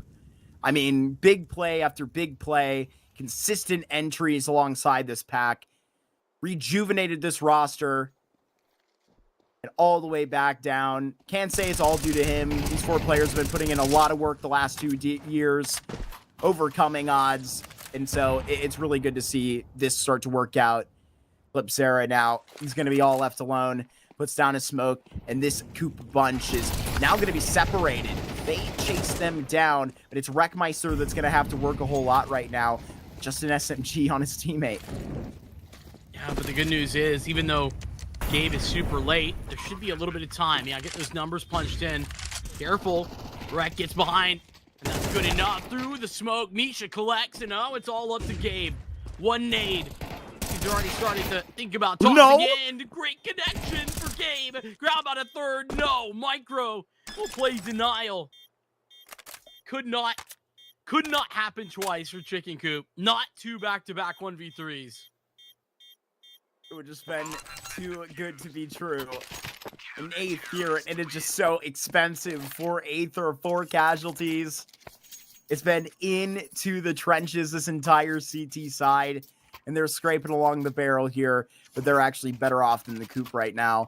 It should be well enough distance, but Coop, the Chicken Coop rather, I mean, it's well enough money to see into a pop play, something to try and just spin this up. If that's not a B-rush buy, then I don't know what it is. Seems like they've got other ideas. Spawn's not there for that type of play, I will be honest. Great positioning for Micro. There's a J-Chance flash that exists. I think it's supposed to be going towards long, though. Oh, they just have to pounce on this. Get this back. Tender here to help him. Tender's only got 20 bullets in that M4, so at a certain point, he's going to need a helping hand. Just gets enough distance to do so because Misha's right up in his pocket. Gabe and J-Chance, 2 versus 4. Sees a tip top of the head, and the bullet cut comes down onto Gabe, actually. J-Chance next in line. And now up for the appointment of potentially a tie game. Aether here have a great bunch of confidence trying to swing into the end of a Dust 2. They want to extend this series all the way out. They want to push out this Dust 2 into a point at which they can take it, just like the last gig scenario versus the Comets. Yeah, and unfortunately for Chicken Coop, their money was in a weird spot. They got 1,900 at the end of the last round. So they're going to force, or rather half-buy once again, and it's one of the big guns already gone. Gosh. Well, get wrecked, it's nothing there. That's devastating. It probably could have and should have gone better, but it's all gone wrong. Diaz almost catches the nade, but he's probably going to catch a headshot here in a minute. There's the nade to finish him off. Nice shot, but that'll be over quick. 10-10. And Aether is seen into a great deal of confidence these last couple. Misha here is going to be leading up the pack here in the second half. He has great rounds in the multis, one after another. Tech pause called out here. Doesn't look like anybody's disconnected. Hopefully it's not too big of an issue at this point in the series. Yeah, I think Chicken Coop going to need to lock it in here. My headset died. Probably what happened. Maybe. My monitor turned off. That usually happens to me. I bumped the power cable. That's a classic. I mentioned to, I think, John yesterday that, dude, I can't flame these players. You see me all the time in our pugs getting DC'd because my game crashes one way or another, man. I got nothing to say. Yeah, but, like, I also tell you how to fix the problem. And then you're like, I don't want to do that. I don't have time for that. I can't be bothered actually to is fix a direct that. quote. Said, ain't nobody got time for that. I think you suggested reinstalling Windows or something ridiculous. So I think all right. Go back to the previous statement. I got games to gas, pal. Oh yeah, okay. That's my elo to burn. No, it's our elo to burn. You better get it twisted. That's actually true. Jokes aside, Chicken Coop, like I was saying, gonna need to lock it in here. I mean, this is where the rubber really meets the road, and J-Chance is on a scout, which I mean is a little bit tragic. Can certainly wield that weapon, but feels like he's shackled a little bit. Yes, it was some good room here. Really Micro's gonna have to back up because of that corner smoke. That's why the protocol is in place. So you can disturb these hoppers. Wreckmeister fighting, and they're gonna have to do more here to try and take out the second target up top. It's Misha that smokes off these two players. I mean, the problem is that Tender already fell. So as much as that's really important map control that Misha's just confirmed, you can see that there's still two players there. Misha and Clitzera are both looking towards upper. So that leaves Micro very isolated here towards A. Now, granted, he's wielding the big green. As the rest of Chicken Coop, MDS assembles the troops. You're going to have to test Micro. That jiggle gives plenty of information over to MDS. Now they can be careful, use these flashbangs effectively. He flashed off the line. It's Micro to defend, and how many can he get before he is actually just put back into the pen? He's got 2 right now, and he continues to fight on top of the box right now. Micro wants one more peek at this. While the cavalry arrives, it's right behind MDS with a good kill, and they know it's not the Opera. 1, 2, 3, and they all will disappear. It is now Misha left alone. The Chicken Coop is right here where they need to be. 1v2 for Misha now. And potentially can dunk on with this nade. It's going to hammer home. The Molotov to make this awkward. 3, 2, 1 peak. And it pays off to double that one into 11. That's what the Goop have first.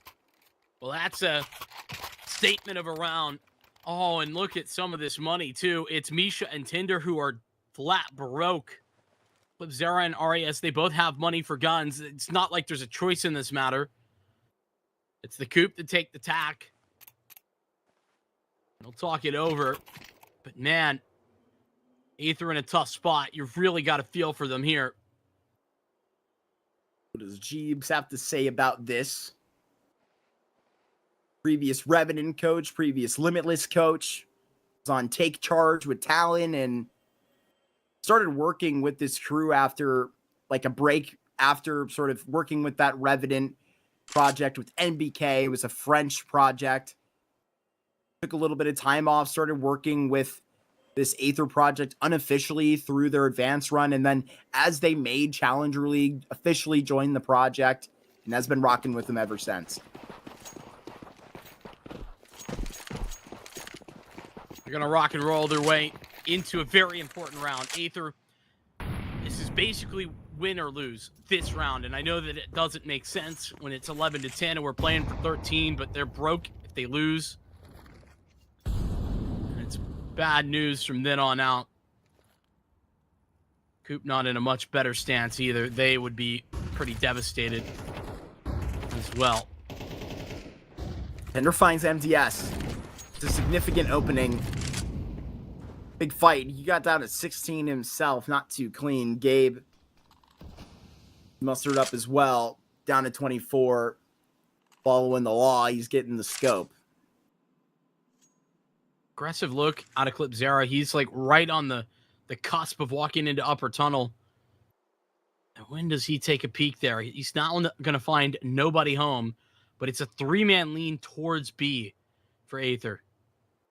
If they target the right site, Chicken Cooper in correct position to take this all the way. It's Gabe who leads with the scout. J Chance tossed the AK. To go forward, right on that corner. Micro, the only response. He gets down on screen, but it's like they are just roped right into his crosshair. They walk down the velveted line. Micro re-peeks, and that's so pretty. But Wreckmeister, he's got a couple nice shots of his own. There's enough space here to try and net for a bomb plant. There's still a threat around. It's Tender on this corner, and now there's no chance to breathe. Misha pops up, and he destroys you. This is Aether pushing this all the way back, 11-11, and now it is Chicken Coop wishing for some money. Yeah, I mean, they're in the same boat that I was teeing up that Aether might be in if they lose that round. As I said, it was a matter of who would be in this worst position. Oh my goodness, they're going to save this? And J-Chance is... Oh yeah, baby. Dude, I need to personally ask him the question why. Why do you have it enabled? Why did you buy it? Me and I troll. Put the money where the mouth is. Results in an AVP already. Luckily, we won't have to see that R8. I say drop that pistol to Seabass if it's so good. No, the P250 is P250, twice but as good. To each his own. No, this is not a but it costs agree to like disagree. Almost 3 times as much, bro. This is a you're wrong angle. I'm confident in this statement. All right, party pooper. I am. I'll poop the party. What? That's crazy. Someone clip that. Jokes aside, J-Chance can really turn the tide with this op. That flash allows for clipZera to cross back, maybe provide a little bit more defenses. But it's actually clipZera who calls in Tinder. This timing could be perfect, Mark. There's now nobody. That scope been heard. Surely by Aether. I think this is a really good timing, especially when you're meeting up with players walking out of CT. It can really be a point to prove, but so far out, Tenor on that corner and just enough distance for J-Chance. Don't tell me that this is the round with an R8 purchased that gets them up to 12. They have a man advantage, and they have a bomb plant and a post that is going to be put out. Did they just smoke into CT for a little bit more room? Yeah, it looked like it. RS on the catwalk, at least. Oh my gosh, yeah, you're right. That is diabolical, if we're being honest. This nade could be problematic. Oh, it's not going to land quite on J-Chance's head. They're running away. They have to. I mean, how do you get back in otherwise, Mark? There is really no choice in this matter, as sad as that reality is. Dude, Vincent, take it back right now. No. The R8 was the lucky charm. Yeah, okay. He had it out here, and he brought it to the victory. J-Chance, 21 frags into the game. How many of those with an R8? Done. That's what I thought. That's what I thought. Well, Chicken Coop play close games and find themselves on the back end of this Dust 2 many a time. They find map point first. It's overtime no matter what. Aether can pick this one up. Those 3 saved guns give them everything they desire. Micro's missing a couple of bits of utility. Arias is in the same boat. Oh, Direct's getting active. Are taking a whole lot of space. They want to find this one in regulation. No overtime tonight. Chicken Coops want 4 maps and a playoff berth. Meeting up with Marsborne on that tally. How is Micro gonna like activate here? This is the problem that I have with the op being so deep. Feels like he's got him contained, yes. So if they move out of long, Micro's got big impact. But unless they do that, Micro's sort of frozen out of this round with this positioning. He's in T-spawn.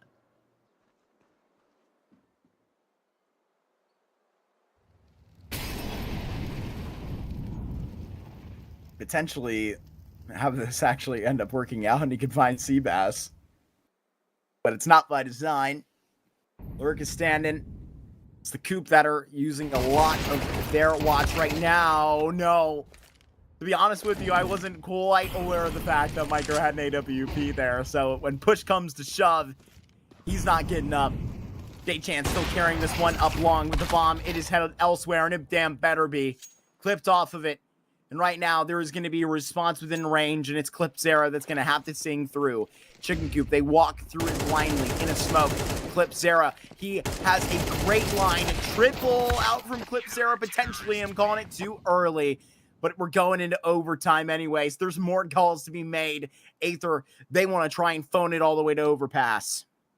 Yeah, I'm feeling like Chicken Coop, though, for me, favored on gun rounds over this map. And that's what we're going to get, is gun rounds into overtime. One flashbang, that's really all that it took. That devastates both J-Chance and Wreckmeister over at long. Aether catch them off guard. Both Misha and Tinder get their one. Yeah, that's why I was so like locked in on Micro, is that he had an op there. Like, he walked push top mid with the op, and that's valid. And then he got through suicide and found nobody. And then it becomes really awkward. You're a CT with an op in T-spawn.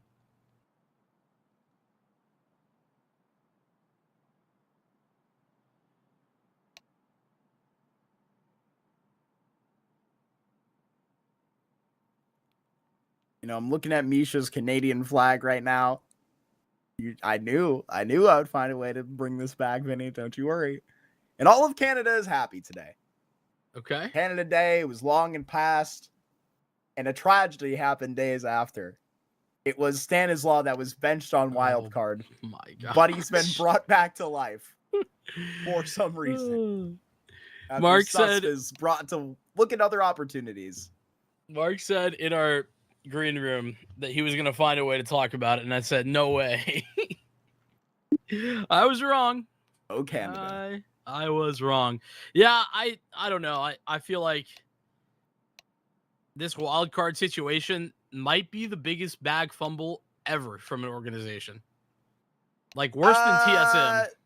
G2 lost Monacy and Nico. So let's chill out. They also got like $4 million for them. All right. That you got me there. That changes You got me things. there. They didn't get nothing. That's true. Well, they got paid for both of them. They got So, paid. I think that is a far bigger win than maybe Not we were wrong. letting on Not that wrong. one. Either way, yeah. I don't disagree there. It's certainly up there, man. It's a head scratcher, and gotta wonder how that one's still gonna work out. Still a lot of frustration left over there, but you'll be seeing them and RG getting info on M80 as our playoff invites here in Thunderpick Series 2. That'll be very exciting, just starting in 3 days. Yeah, I'm pumped for that. We're gonna be there for basically the whole thing. Yeah, baby. Strap in. You got more Mark and Vinny, whether you like that or not. Sorry. It's gonna be a good time, I promise. We'll get the overtime going though here. Aether not gonna go for that dedicated double op. We've seen that very often from them. They just hold back on that one.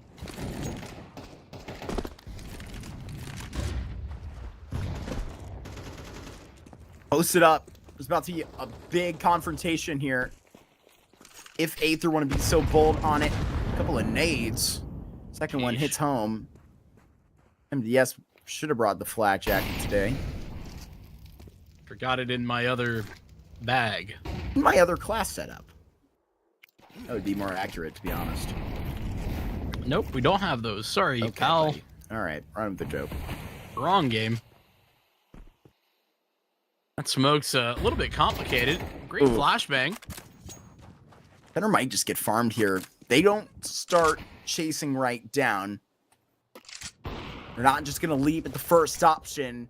Micro finds Seabass, and now it's 45 seconds. Rather, 35, excuse me.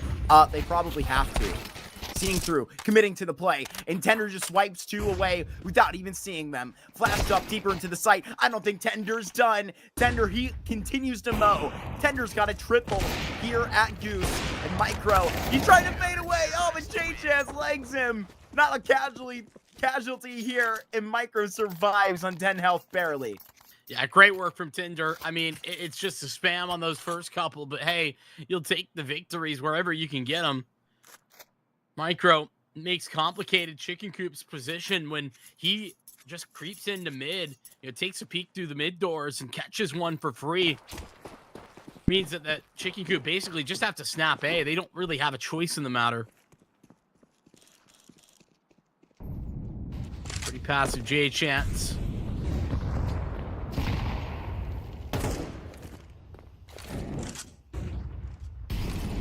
All top goes a little bit deep. Aether strike first. They have a 13th right now. It's really where on this CT side they will continue to send. Wreckmeister up close. Aware of a lot that could pop down in the pressure right now. Tender, what are these shots? Tender better not double up again. And MDS, make sure that doesn't happen. 4v4 to minute 14. A little bit of a 1-for-1. That's going to favor the T's.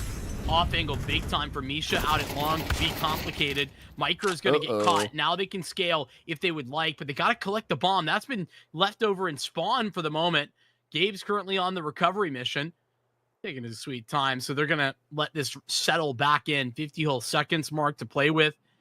And I think that Misha's the next one to start to make a move. He's trying to get active towards long, but if they just take A and then play from Cat, I mean, genuinely, this one should be wrapped up. Contact made up top. 30 seconds walking it down. Bass among us. Clipsera cuts him out no longer with the rest of the pack. Clearly an A provoking play. And all Misha really has to do here is stay alive if this is one that they would like to actually see into finishing. Seems like they do. They do want to, but that doesn't change the fact that Molotov slows them down a little bit. Have 2 players in catwalk, and all that smoke is, I mean, almost call it a day on that one. You're going to have flashes to break through. A chance with a no scope. Taking Coop got their round back. Misha will fade. Try and see out a couple. Get a double. Why not? Misha for a 21st, perhaps. Gabe denies. Gabe had such a astonishing start. Gotta wonder where it went. Yeah, it's true. Old Gaby boy. It's been a little bit of a Glorious slow Gabe. day on the Dust 2 office for Gabe, but the good news is the rest of the team is, picked up the pace. You know who's a Gabriel? Fallen. This is true. That name has some aura in Counter-Strike. I don't know if there's a comparison to be made here, to be honest. They had the same first name, baby. That's what I was thriving off of. I went by Marky as well in my playing days, and I was like, dude, there's also a guy named Mark. Even Marky that has that name. I might get some aura points for that. Good point. How many aura points did you collect? -5. That's I was then the worst Marky. Right? Right? True. Absolutely. Push up catwalk here. Hold on a second. MDS is currently watching. Yeah, Seabass they're not could be expecting exposed. this. Or You so were saying? I thought. Get a response from middle. MDS has got that on his drive back.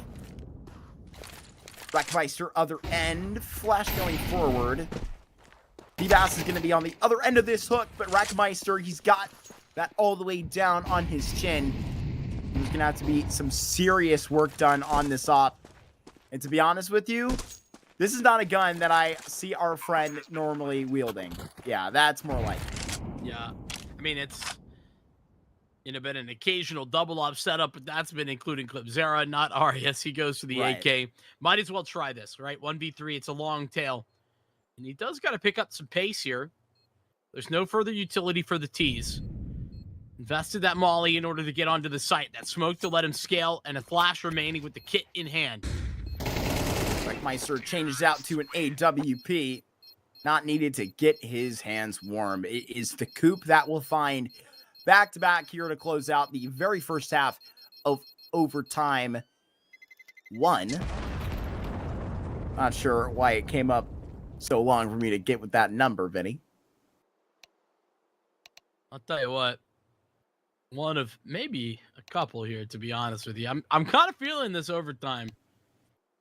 The Chicken Coop, it's the usual, right? At halftime, they've been up slightly at every turn.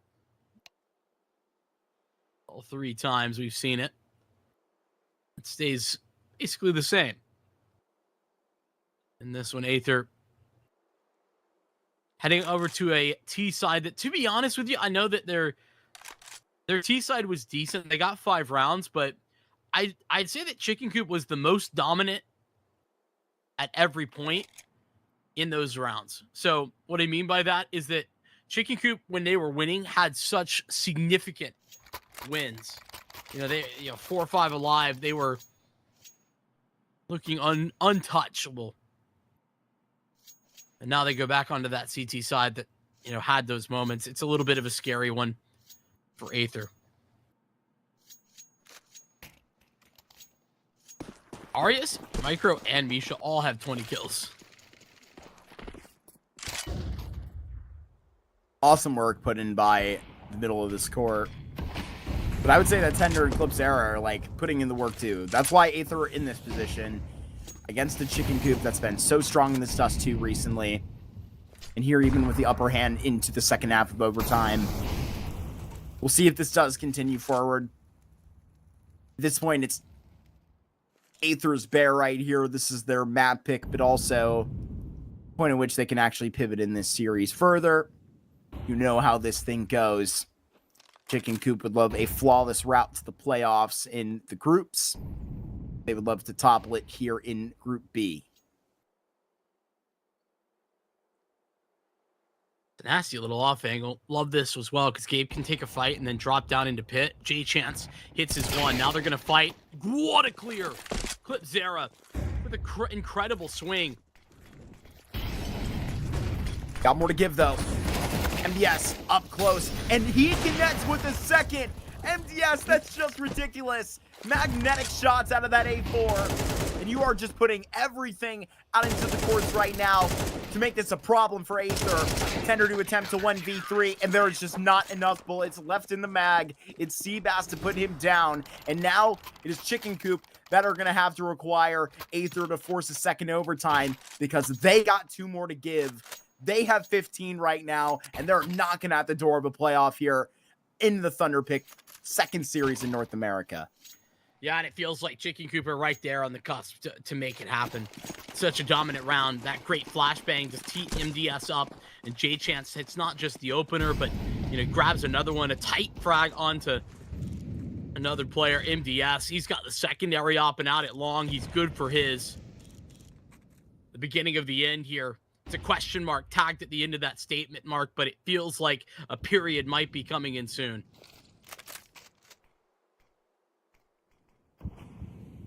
Refresh that smoke all the way at the front of long.